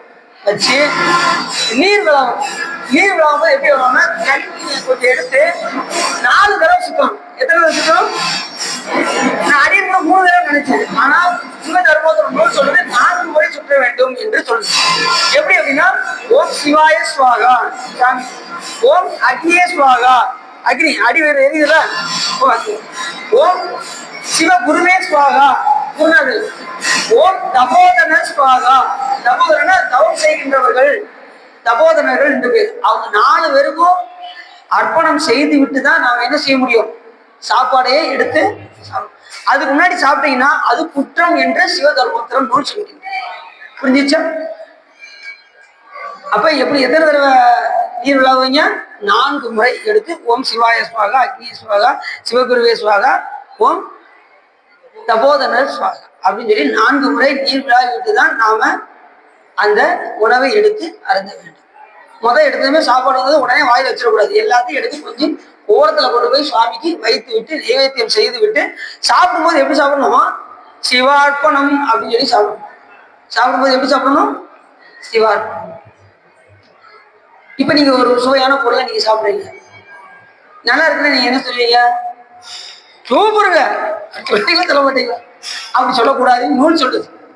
சூப்பரா இருக்கு, அருமையா இருக்கு அப்படின்னு சொல்லக்கூடாதான். அப்ப எப்படிதாங்க சொல்லணும் அப்படின்னா, சுந்தரம் சாமி சொல்ற அந்த குருகாவூர் வெள்ளடையில வயிறு பசியோட வர்றாரு. யாரு? சுந்தரம் சாமி வயிறு பசியோட வர்றாரு. சிவபெருமான் அப்படி பந்தல் அமைத்து அப்படி அந்த குளத்துல அப்படி நிற்கிறார். சிவாய நம அப்படின்னா சிவபெருமான் பார்த்து யார சொன்னாராம்? சுந்தரம் சாமியில பார்த்து சிவாய நம அப்படின்னாராம். அதுக்கு சுந்தரம் சாமியில சிவாய நம அப்படின்னாரு. 2 பேரும் பேசிட்டாங்க அப்படின்னு சேக்கிராசாமி சொல்றாரு. சிவாய நம என பேசி அப்படிங்கிற 2 பேரும் பேசினதும் உடனே அடியார் அனைவரும் அமர்ந்திருக்கு அப்படின்றது சிவபெருமான் சொல்ல, அத்தனை அவர் கூட வந்த அடியாரெல்லாம் அமர்ந்தார்கள். எங்க திரு குருகாவூர் வெள்ளடி உட்காந்துதான் சிவபெருமானே கைப்பட அத்தனை அடியார்களுக்கும் பலமாறி இருக்காரு. இப்ப நம்ம ஆளு யாராவது பலமாறி சொல்லுங்க, எனக்கு ஒரு முக்கியமான வீட்டை வேலை இருக்கு சார், இந்த பிடிங்க அப்படின்னு என்ன செய்வாங்க? வீடு கூட பார்ப்பாங்க. அடியார்களுக்கு வைக்கிறதுக்கு ரொம்ப ஆர்வமா இருக்கும். அன்னம் படிக்கிறதுக்கு எனக்கு ஒரு முக்கியமான வேலை இருக்கு, கொஞ்சம் இந்த சாப்பாடு மட்டும் பிடிங்க, நீங்க வச்சுக்கிட்டே இருங்க, இப்ப வந்துடுறேன் அப்படின்னு தெரிஞ்சுவாங்க. அவங்க பின்னாடி கூட ஓட பார்ப்பாங்க அப்படின்னு. அப்ப சுந்தரம் சாமிகளுக்கு அப்படி ஒரு என்ன செய்யறாரு? அத்தனை அடியாருக்கும் சிவபெருமான் பரிமாறி முடிச்சுட்டு சாப்பிட்டாரு. சாப்பிட்டு முடிச்சுட்டு தண்ணீர் வேண்டும்னாரு. உடனே சாமி பக்கத்துல ஒரு தடாகத்தை அமைத்தார். இங்க போய் அருந்துங்கள் அப்படின்னாரு. உடனே போய் தண்ணீர் அப்படி குடிச்சிட்டு அந்த இடத்துல சூப்பரா இருக்கு அப்படின்னு சொல்லல. சிவபெருமான் என்ன சொன்னாரு? சிவபெருமான் திருவருள் போல் உள்ளது அப்படின்னு. அப்ப சாப்பிடும்போது என்ன சொல்லணும்? சிவபெருமான் திருவருள் போல் உள்ளதுன்னு சொல்லி சாப்பிட்டா அது குற்றம் ஆகாது. அப்படி சிவபெருமானை நினைக்காம நாம சாப்பிட்டா, திருவருள் என்று நினைக்காமல் சாப்பிட்டா அது குற்றமாக ஆகிவிடும். அப்ப இனிமே எந்த சாப்பாடு சாப்பிட்டாலும் எப்படி சொல்லணும்? சிவபெருமான் திருவருள் போல். நல்லா இருக்குன்னா என்ன சொல்லணும்? நீ எல்லாமே சிவபெருமான் திருவருள் நினைச்சிட்டீங்கன்னா உங்களுக்கு குற்றமே வராது. காலைல எந்திரிச்சவங்க நீங்க என்ன பண்ணிருங்க, இன்னைக்கு நடக்கக்கூடிய ஒவ்வொரு செயலும் பெருமானே உன்னுடைய திருவருளாக இருக்க வேண்டும் நினைச்சு செஞ்சிட்டோம்னா நமக்கு என்ன வராது? குற்றம். ஆனா நீங்க நினைக்கணும், அதுலதான் விஷயம். நம்ம தான் காலையில எந்திரிச்சதுமே செல்போன் எடுத்துருவோம். இப்ப இறங்கிட்டு கூடிய காலையில எந்திரிச்சதுமே செல்போன் எடுத்தாச்சுன்னா சாமியே மறந்துடும். சாமியா? எந்த சாமிங்க? நீங்க எந்த சாமியை சொல்றீங்க அப்படின்னு ஆகி போகும். அப்படி அல்லாமல் காலையில் எந்திரிச்சதுமே எல்லா செயலும் உன்னுடைய திருவருளாக இருக்க வேண்டும் என்று நாம ஒவ்வொரு செயலையும் நாம் செய்ய வேண்டும். அப்படிதான் யாரும் நடக்கலாங்க. சுந்தரம் சாமியில திருவட்டியூருக்கு போனார். அந்த அம்மையார பார்த்தார். என்ன வேற சங்கில் நச்சரை பார்த்தார். திருவட்டியூர்ல போய் பார்க்கிறார். கற்பகத்தின் பூங்கொம்பும் காமந்தன் பெருவாழ்வும் அற்புதத்தின் அற்புதமும் புண்ணியத்தின் குடிவாண்டு இல்லை, இது சிவன் அருளோ அப்படின்னாரு. அந்த பெண்ணை பார்த்தா எப்படி சொன்னாரு? சிவன் அருளோ அப்படின்னாரு. அதுதான் அந்த சிறப்பு. நமக்கு பெண்ணை பார்த்தோம்னா வேற மாதிரி என்ன வரும், ஆனா அவரை பார்த்தா சிவபெருமான் அருளோ அப்படின்னு. அப்படி இருக்கணும். எதை பார்த்தாலும் சிவபெருமான் திருவருள் என்று நினைக்கும். அந்த அம்மா எப்படி சொன்னாங்க? இது முன்னே எதிரே தோன்றும் முருகன் அப்படின்னாங்க. எப்படி சொல்றாங்க பார்த்தீங்களா? முன்னெதிரே தோன்றும். அவர் என்ன சொன்னாரு? கற்பகத்தின் பூங்கும்போ காமந்தன் பெருவாழ்வோ அற்புதத்தின் அற்புதமோ சொல்லிட்டு கடைசி சிவன் திருவருள்ட்டாரு. அதே மாதிரி எந்த பொருளை பார்த்தாலும் எதை அனுபவித்தாலும் சிவபெருமான் திருவருள் என்று நாம் அனுபவித்தால் நமக்கு குற்றம் வராது. புரிஞ்சுச்சா? அதனால எந்த ஒரு செயலை செய்யும் போதும் சிவபெருமான் திருவருள் என்று செய்தால் நமக்கு குற்றம் வந்துச்சு. அப்படி இப்ப அமுது செய்ய வைக்கின்றார்கள். அமுது செய்ய வச்சதும் உடனே இவர் என்ன பண்றாரு? இப்படி பக்கத்துல இளைய திருநாவுக்கரசர் உட்கார வச்சாங்க. அப்படி பார்த்ததும் உணவு அருந்துங்கள் என்று அவர்கள் சொல்ல, திருநாவுக்கரசர் பெருமான் உன்னுடைய மூத்த பையனை அலையுங்கள் அப்படின்னாரு. இப்பதான் பிரச்சனை வந்தது. இப்போது உங்களுக்கு உதவான், அது ஒரு வார்த்தை தான் சொன்னார். அவன் இப்போது உங்களுக்கு உதவான். ஏன் உதவான் அப்படின்னாரு. இறந்து கிடைக்கின்ற அந்த செய்தியை அறிந்தது உடனே நன்றாக சொன்னீர்கள் அப்படின்னு சொல்லிட்டு உடனே அந்த பாயில இலைய சுட்டினது அதோட தூக்கிட்டு போய் திங்களூர் வருமானுக்கு முன்னாடி கொண்டு போய் வச்சுட்டு ஒன்று கொலாம் அவர் சிந்தை உயர்வரை ஒன்று கொலாம் உயரும் மதி சூடுவர். அந்த பாட்டு பாடிருக்கீங்களா? இந்த பாட்டை பாடினார். 1 குலாம் 2 குலாம் 3 குலாம் 4 குலாம் 10 குலாம் வரைக்கும் படிச்சாரு. அந்த பாட்டுல அவன் சொல்றாரு, 4 குலாம் அவர் தம்முகம் ஆவணங்கிறார். சிவபெருமானுக்கு எத்தனை முகம்? 5 முகம். ஆனா 4 முகத்துக்கு போய் எது சொல்றாரு? அவருடைய முகம் ஆவண, தம் முகம் ஆவணங்கிறாரு. ஏன் சிவபெருமானுக்கு 5 முகம் தானே? அப்ப தவற பாடுவாரா திருநாவுக்கரசு பெருமான்? 4 குலாம் அவர் தம் முகம் ஆவணங்கிறாரு. இந்த இடத்துல என்ன சொல்றாரு அப்படின்னா, அனந்த தேவருக்கு 4 முகம். அசுத்தமாயா போனத்தை இயக்கக்கூடிய அனந்த தேவருக்கு 4 முகம். அதனால சாமியை சொல்லும் போது 4 குலாம் அவர் தம் முகம் ஆவண அப்படின்னு நம்ம பொருள் எடுக்கணும். உடனே சிவபெருமான் 4 முகமாகவும் இருப்பாரு, 5 முகமாகவும் இருப்பாரு, 6 முகமாகவும் முருகப்பெருமானாகவும் இருப்பாரு சாமி. இது அவங்களுக்கு 5 முகம் எண்ணில் 6 முகம் தோன்றும் விஞ்சவர நெஞ்சு மேல் தோன்றும் நெஞ்சில் ஒரு கால் நினைக்கில் இருகாலும் தோன்றும் முருகா என்று ஓதுவார். முருகப்பெருமான் யாரு? சாட்சாத் சிவபெருமானே. நீங்க இவர் வேற அவர் வேற நினைக்கக்கூடாது. தன் தொல்லை திருமுகம் சிவபெருமானுடைய தொல்லை திருமுகம் முருகப்பெருமான். புந்திக்குள் இட செய்யத்தான் புதல்வனை தருதம் என்ன அந்திக்குள் நிகழ்வை அண்ணல் அறிஞராயோர் சிந்திக்கும் தன் தொல்லை திருமுகம் 6ம் கொண்டார். இதுவரைக்கும் ஞானிகளுடைய கண்ணுக்கு முன்னவே காண்பித்துக் கொண்டிருந்த அந்த திருமுகத்தை எல்லா உயிரும் கண்டு தொழ வேண்டும் என்று கொண்டு வந்த முகம் தான் முருகப்பெருமானுடைய சிவபெருமானுடைய 6வது முகம் முருகப்பெருமானுடைய அதோ முகம் என்று பெயர். அப்படி அந்த ஒவ்வொரு பாட்டும் பாடுறாரு. கடைசி பாட்டை சொல்றாரு, 10 குலாம் அவர் அடியவர் செய்கைதானே அப்படின்னு. 10 குலாம் அடியவருடைய செய்கை. அகத்திலக்கணம் 10, புறத்திலக்கணம் 10 இருக்கு. அகத்திலக்கணம் என்ன, புறத்திலக்கணம் என்ன? புறத்திலக்கணம் வந்து சிவபெருமானை வழிபாடு செய்தல், சிவாலய பரிபாலனம் செய்தல், சிவ புண்ணியங்களை செய்தல், சிவ பூசை செய்தல், அனுஷ்டானம் பண்ணுதல், அடியாரை வீட்டில் மட்டுமே உண்ணுதல், இதெல்லாம் அடியாருக்குரிய இலக்கணம். புறத்திலக்கணம் அடியார் இல்லத்தில் மட்டுமே உண்ணுதல், திருத்தல யாத்திரை செய்தல், இதெல்லாம் புறத்திலக்கணம். அகத்திலக்கணம் என்னன்னா மெய் சிலித்தல், சாமியை பார்த்ததுமே கண்டு விம்முதல், மிடறுதல், மயிர் குச்சரிதல், நாத்தலும் ஏறுதல், இதெல்லாம் அகத்திலக்கணம். சாமி பார்த்ததுமே வருது. இப்ப சிவப்பா பார்த்தீங்கன்னா வந்துகிட்டே இருக்கு, எந்த நேரமும் அழுதுகிட்டே இருக்காங்க. இந்த புராணத்தை கேட்ட நானும் வந்த இடம் பார்த்துட்டே இருக்கேன், மெய் சிலத்தை அழுதுகிட்டே இருக்காங்க. அப்ப எவ்வளவு ஒன்றி கேட்கறாங்க பாரு, அந்த உணர்வோடு கேட்கறாங்க. அதனால அழுக வந்துகிட்டே இருக்கு அவங்களுக்கு. சொல்லி முடிஞ்சா அழுக வந்து அப்ப அந்த அளவுக்கு சாமி மேல ஒன்றுறாங்க. அப்ப அந்த உணர்வோடு கேட்கும் போது நமக்கு அன்பு வந்து இதெல்லாம் அகத்திலக்கணும். சிவபெருமானுடைய புகழை கேட்கும் போதே அந்த மெய் சிலித்தல், குழந்தல், கண்ணீர் தெரிதல், இதெல்லாம் அகத்திலக்கணும். சிவபெருமான் பேரை கேட்டாலும் எனக்கு அக்கத்தை அழுக வரணும். வெள்ளந்தான் விரிசலையாய் விளையாய் இன்னொரு பெருமானே இதை கேட்டு வேட்டனையா பள்ளம் தான் முருகனின் தீர்வைகளாக பதைத்தொழுவா வீட்ட என்னை ஆண்மைக்கு உள்ளம் தான் இன்று சுற்றியளவுக்கு வைத்தார். முருகாதாரம் உடம்பெல்லாம் கண்ணா தன் இறை பரவாக தீவிரைக்கே என்று சொல்வதற்கிணங்க அறியத்தனதான்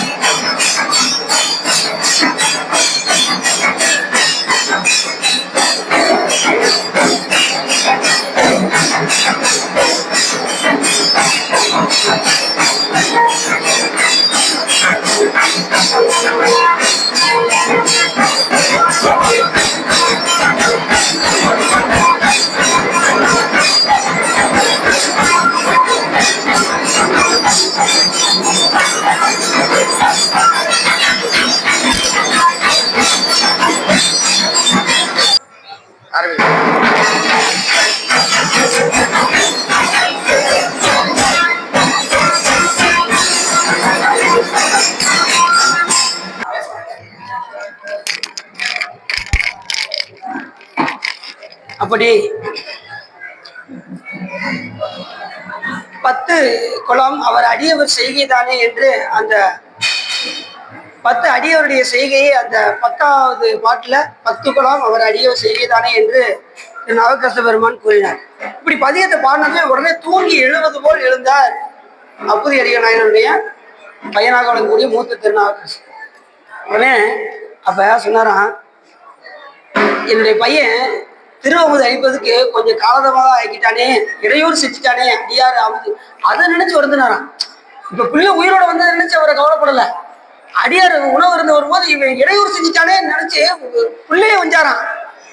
எப்படி பாருங்க, அடி இப்ப நம்மளும் என்ன செய்வோம், பிள்ளைய மேல ரொம்ப பற்றாருன்ட்டு வரல. இவர் நம்ம பிள்ளைய தான் உயர்வா பார்க்கணும் ஒழிய மற்றதை உயர்வா நினைக்க மாட்டோம். அவர் பிள்ளை இடையூறு செஞ்சுட்டானே, அடியார் திருவமுது செய்யும் போது இப்படி இடையூறு செஞ்சுட்டானேன்னு சொல்லி வருந்தினாராம்.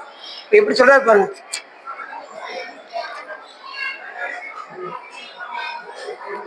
உடனே சாமி என்ன பண்ணாரா, அன்பர் அமுது செய்து அருளுதற்கு சிறிது இடையூறு செய்தான் இவன் சிந்தை என்று சிந்தை நொந்தார். அதனாலதான் அவர் வருந்தினாராம். அப்படி ஏன்னா வந்திருக்க முடியும். ரெண்டாவது உடனே எந்திரிச்சதுமே திருநீர் பூசிக்கிட்டாராம். யாரு? திருநாவுக்கரச பெருமான். உடனே அந்த பையனுக்கு உயிரோடு இழந்து வந்ததும் இப்போ மீண்டும் உயிர் கொடுத்துருக்காரு சாமி. நல்லா யோசிச்சு பார்த்துக்கணும். இது யாரும் நிகழ்த்த முடியாத செயல். யாரும் செய்ய முடியும்? சிவபெருமான் ஒருவர் தான் செய்ய முடியும். அதை யார் செய்ய முடியும்? அடியார்களும் செய்ய முடியும் என்பதை நிரூபித்தார் திருநாவுக்கரச பெருமான். ஞானசம்பந்த பெருமான் நினைச்சார், அந்த எலும்பு பெண்ணாக ஆக்கினார். சுந்தரம் சுவாமிகள் அந்த முதலை உண்ட பாலகனை மீட்டு கொண்டு வந்தார்.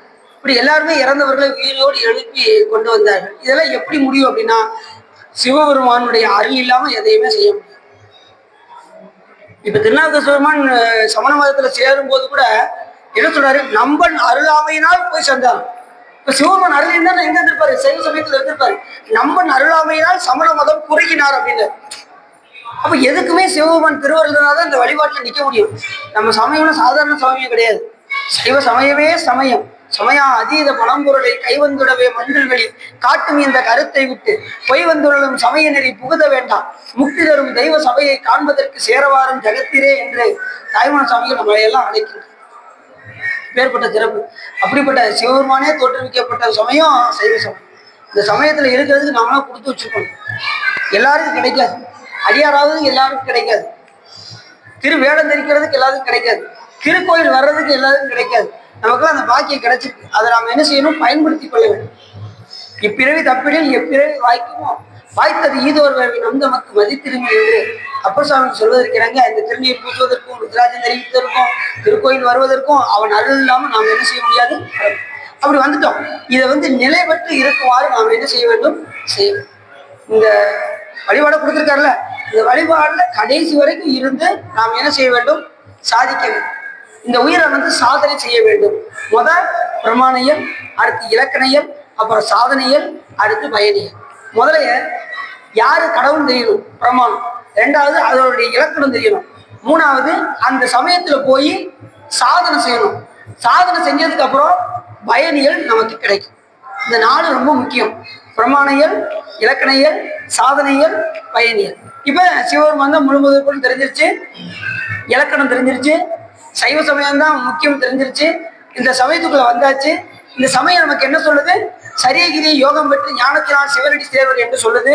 புறச்சமயம் என்றும் அகச்சமயம் புக்கும் புகழ் மிருதி வழி உழன்றும் ஆச்சிரம அறத்துறைகள் அவை அடைந்தும் அருங்கலைகள் பல கற்றும் அருந்தவங்கள் பல புரிந்தும் ஆரணங்கள் படித்தும் சிறப்புடைய புராணங்களை உணர்ந்தும் வேத சிறப்பொருளை மிகவும் தெளிந்து சென்றால் ஒருவர் சைவத்தரத்தை அடையும். இதில் சரியாகிரியா யோகம் பெற்று ஞானத்தினால் சிவனடியை சேர்வர். ஒரு கடவுளே இல்லைங்கிற ஒரு சமயத்துல போய் இருந்து அதுக்கப்புறம் ஓரளவுக்கு ஒத்துக்கிட்டு உள்ள வந்து அதுக்கப்புறம் அருங்கலைகள் எல்லாம் கற்று அருந்தவங்கள் பல புரிந்து ஆரணங்கள் படித்து சிறப்புடைய புராணங்களை உணர்ந்து வேத சிறப்புகளை எல்லாம் தெளிந்து கடைசி தத்தம் அறுவகை சமயத்தில் நின்று இவர் கடவுளா அவர் கடவுளா என்று தெரிந்து நாடும் நகரமும் நத்திரு கோயிலும் தேடி திரிந்து சிவபெருமான் என்று கடைசியில எங்க முடியும்? வர முடியும்? இங்க வர முடியும். சிவபெருமான் என்று இங்க வந்ததுக்கு அப்புறம் என்ன செய்யணும்னாரு? பாடுமின் பாடி பணிமின் படிந்தவின் கூடிய நெஞ்சத்து கோயிலா கொள்வானே என்று சொல்வதற்கிறாங்க. சிவபெருமானை போற்றி பாட வேண்டும். ரெண்டாவது சமயத்துக்கு வந்தாச்சா என்ன செய்யணும்? சரியகிரியா யோகம் பெற்று ஞானத்தினால்தான் சிவனடி சேர முடியும். அந்த ஞானில எப்போ வரும்? சரியகிரி யோகம் செஞ்சாதான் வரும். ஞானத்தை கொடுத்தால் என்று மோட்சம் கூடாதுன்னு நமக்கு நூல் சொல்லுது. அப்ப அந்த ஞான நிலையை அடைவதற்கு இறைவனுக்கு திருத்தொண்டு செய்யணும், வாக்காள திருமுறைகள் பாடணும், நாமும் ஜெபிக்கணும், யோகம் மனதால எந்த நேரமும் அகபூஜை செய்து கொண்டே இருக்க வேண்டும். 3 முற்று பெற்றால்தான் நமக்கு ஞானம் வரும். அதான் சொல்றாரு, புறச்சவை என்றும் அகச்சமயமுக்கும் புகழ் பெருதி வழி உழன்றும். எல்லாத்தையும் கடந்து எங்க வந்தாச்சு? சிவபெருமான் வந்தாச்சு. இந்த வழிபாடை நாம் நிறைவேற்றுமாறு செய்து கொண்டு நாம் வழிபாட்டை தொடர்ந்து ஏற்றிக்கொண்டே இருக்க வேண்டும். எது வரைக்கும் அப்படின்னா இறக்கும் வரை இந்த பணியை செஞ்சுக்கிட்டே இருக்கும். நான் செஞ்ச பாவத்துக்கு 1 மாசம் உலக பணி செய்யலாம்னு நினைக்கிறேன், நீங்க என்ன நினைக்கிறீங்க அப்படின்னு இருக்கு. நம்ம செஞ்ச பாவம் கொஞ்சமா இருக்கு, மூடையா கிடக்காங்க. எத்தனை மூடனே சொல்ல முடியாது. அதுல ஒரு முடிச்சு அவுத்து விட்டதுக்கே கியான்னு கத்திக்கிட்டு இருக்கோம், நம்மளால தாங்க முடியல. நம்ம செஞ்ச வேணா அவ்வளவு இருக்கு. ஒரு முடிச்சு அவுத்து விட்டதுக்கே நம்மளால தாங்க முடியல. மொத்தத்தையும் அவுத்து விட்டாருன்னு வச்சுக்கோங்க, எல்லாரும் தற்கொலை தான் பண்ணணும், வேற வழியே கிடையாது. சாமி அதனாலதான் பீலிபை சாக்காடும் அச்சிரும் அப்பண்டம் சால மிகுத்து பேன் என்று வள்ளுவர் சொல்வதற்கெனாங்க. ஒரு அளவுக்கு ஒரு மாட்டு வண்டியில ஒரு அளவு தான் பொதி சுமத்தணும், அதுக்கு மேல சுமத்தினா என்ன ஆகும்? அது அச்சு. அதனால சாமி ஓரளவுக்கு தான் நம்ம தாங்கக்கூடிய அளவுல நமக்கு வினையை கொடுத்து இந்த மண்ணுலகத்துல அனுப்பிட்டு இருக்காரு. இதை செவ்வனே செஞ்சா எல்லாத்தையும் அறுக்கிறதுக்கு வாய்ப்பு இருக்கு. மனித பிறவில மட்டும்தான் சஞ்சித வினைகள் எல்லாம் எரிக்கிறதுக்கு வாய்ப்பு இருக்கு. முற்செய்த வினை, இப்ப அனுபவிக்கின்ற வினையை நாம பிரார்த்தனை எல்லா சிவபெருமான் திருவருள் என்று அனுபவிச்சு தீர்த்தோம்னா அதுவும் போயிடும். சஞ்சித வினையை குருநாதர் தீட்சை எடுக்கும் போது குருநாதர் நினைச்சிடுவார். பிரார்த்தனையை அனுபவிச்சு தீர்த்தணும், எல்லா சிவபெருமான் திருவருள் என்று அனுபவிச்சு தீர்த்தணும். ஆகாமி வினையை அன்றாட அனுஷ்டானத்துல கொடுத்துடணும். எல்லாம் சிவபெருமான் திருவருள் செஞ்சாச்சுன்னா ஆகாமி வினை ஏறாது. இது அவங்களுக்கு எல்லாம் சிவபெருமான் திருவருள் செஞ்சுட்டா ஆகாமி வினை ஏறுமா? வினை ஏறாது. அப்ப வினையினாலதான் பிறப்பு வருது. வினையே இல்லைன்னா நமக்கு பிறப்பு வராது. அப்ப வினை வராம நாம் என்ன செய்யணும்? பார்த்துக்கொள்ள வேண்டும். அப்படி அப்பூதி அடிகள் நாயனார் இப்படி இடையூறு செய்தானேன்னாரு. அதுக்கப்புறம் வீட்டுக்கு வரவழைத்து திரு அமுத்து கொடுத்து கொஞ்ச நாள் அவர் கூட இருந்தாராம் திருநாவுக்கரசர். யாரு கூட? அப்பூதி அடிகள் நாயனார் கூட. ஏன்னா அவர் அந்த அளவுக்கு திருநாவுக்கரசர் மேல மிகுந்த பட்டு கொண்ட காரணத்தினால் அதுக்கப்புறம் அந்த சொல்மாலை பயில்கின்ற அந்த பாட்டு பாடுறாரு. திருப்பயணத்துல பதிகம் பாடுறாரு.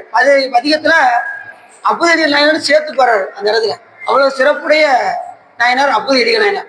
திருநாவுக்கரசர் பெருமான் மேலேயே அவராலே பாடப்பட்ட ஒரு அரும்பெற செயல் நமது அப்பூதி அடிகள் நாயனாருக்கு மட்டுமே உண்டு. சுந்தரம் சாமியும் பாடியிருக்காரு, ஒரு அருளாளரையும் பாடியிருக்காரு. ஞானசம்பந்த பெருமானும் மங்கையர்க்கரசியாரோ பாடியிருக்காங்க. மங்கையர்க்கரசி வளவர்கோன் பாவை வரிவலை கைமடமாடி, அது மாதிரி குலச்சிறையாரோ போற்றி பாடியிருக்காங்க.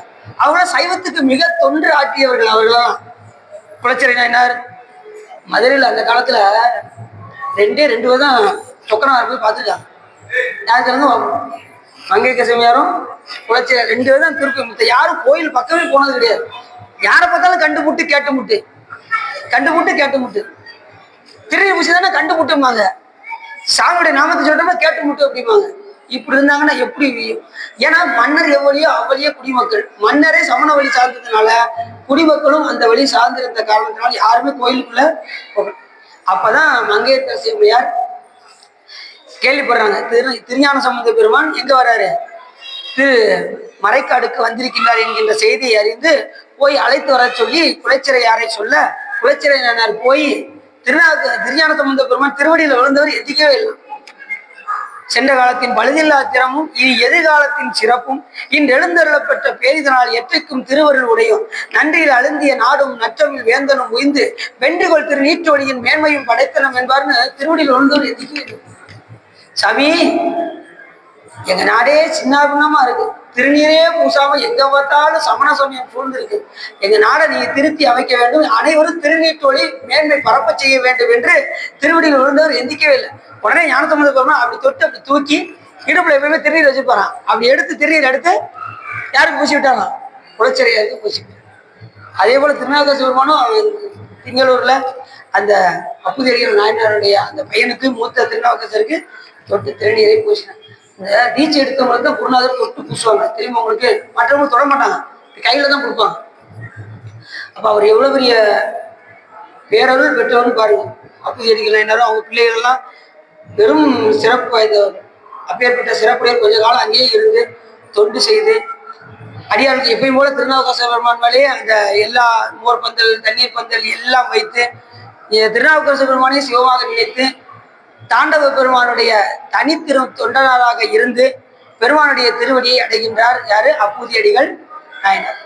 எல்லையில்லாத சிறப்புடையவர் இந்த அப்பூதி அடிகள் நாயனார். நாமெல்லாம் போற்றக்கூடிய ஒரு நாயனார் அப்பூதி அடிகள் நாயனார். திருநாவுக்கரசு பெருமான் மேல் கொண்ட பற்றின் காரணமாக அவரே நமக்கு சிவபெருமான் என்று ஒழுகி ஒவ்வொரு நாளும் திருநாவுக்கரசு மேலேயே அந்த தொன்றை ஆற்றி தண்ணீர், மோர், நூலகம், இப்படி எல்லாத்துலேயுமே அவர் பேரையே வைத்து எல்லாம் சிவபெருமான் அவரே என்று குருநாதர் வழிபாடு ஏற்கனவே முதல்ல சொன்னோம்ல, குருலிங்க சங்கம் வழிபாட்டுல குருநாதரை சிவமாக பார்த்த நிலையில் இருந்து பெருமானுடைய திருவடியை அடைகின்றார் நமது அப்பூதி அடியார். புரிஞ்சுச்சா? சரி, இதுகாலம் உள்ளம் நிறைந்து வகை சிறந்து இந்த அப்பூதி அடியார் நாயனாருடைய வரலாறை நீங்க கேட்டதினால் உங்களுடைய வல்வினை கரைந்து திருவருள் உரையும் என்று சொல்லி திருப்புகழ் பாடி அடியேன் உரையை நிறைவு செய்தேன். இருவாய் கருவாய் தனிலே உருவாய் இதுவே பயிராய் விளைவாகி இவர் போய் அவராய் அவர் போய் இவராய் இதுவே தொடர்வாய் வெறி போல ஒரு தாய் இரு தாய் பல கோடியதாய் உடனே அவமா அழியாதே ஒரு கால் முருகா பரமா குமாரா உயிர்காய் என போத அருள்தாராய் முருகாயன ஓதர மோது அடியார் முடிமேல் இணைத்தாள் அருள்வோனே முனிவோரமரோ முறையோ எனவே முதுசூரர் மேல் விடும் வேளா திருமால் வீரமன் அறியாதவசியே சிறுவா திருமால் மருகோனே செழுமாமதில் சேர் அழகார் பொழில் சூழ் திருவிழியில் வாழ் பெருமாளே முருகாயன ஓதர மோது அடியார் முடிமேல் இணைத்தாள் அருள்வோனே. கைலாய பரமகை சிவஞான போதில் எரிகாட்டும் பெண்ணை பயில்வாய் மைகண்டன் தந்தளிக்கோர் மெய்ஞான பானுவாகி குயிலாரும் பொழில் திருவாவுடு திரைவாழ் மச்சிவாய தேவன் சைலாதி மறுபடியும் திருபரவ நீடூனி தலைக மாதும் பவப்பெரும் கடலை கடந்திருந்ததற்கு பரமன் வகுத்த அருள்நெறியை ஓப்புடன் உயிர்கள் கடைபிடித்து உயவுதும் துரசை ஆதீனத்தில் தவ பிரகாசம் தரணியில் எங்கும் தன்னருள் செங்கோல் உச்சியும் சிவப்பிரகாச தேசிக மலத்தால் சென்னியில் கொண்டு போற்றுதுமே வான்மிகில் வளாதிமிக மணிவளம் சுரக்க மன்னன் கோன்முறை அரசு செய்க குறைவில்லா உயிர்கள் வாழ்க நான்மறை அறங்கள் ஓங்க நற்றவம் வெள்ளி மல்க மேன்மகள் சைவ நீதி விளங்குக உலகமெல்லாம் பையம் நீடுக மாமலை மண்டுக மே விரும்பிய அன்பர் விளங்குக சைவ நன்னறிதான் தலை தோங்குக தெய்வன் திருநீர் சிறக்கவே திருச்சிற்றமும் அரண பார்வதீபதையே அரகர மகா என்னாருடைய சிவனையை போற்றி என்னாட்டோர்க்கும் இறைவா வெற்றிவேல் முருகனுக்கு அரோகரா. திருச்சிற்றம்பலம், தில்லையம்பலம், பொன்னம்பலம், அருணாச்சலம், ஜெகம்.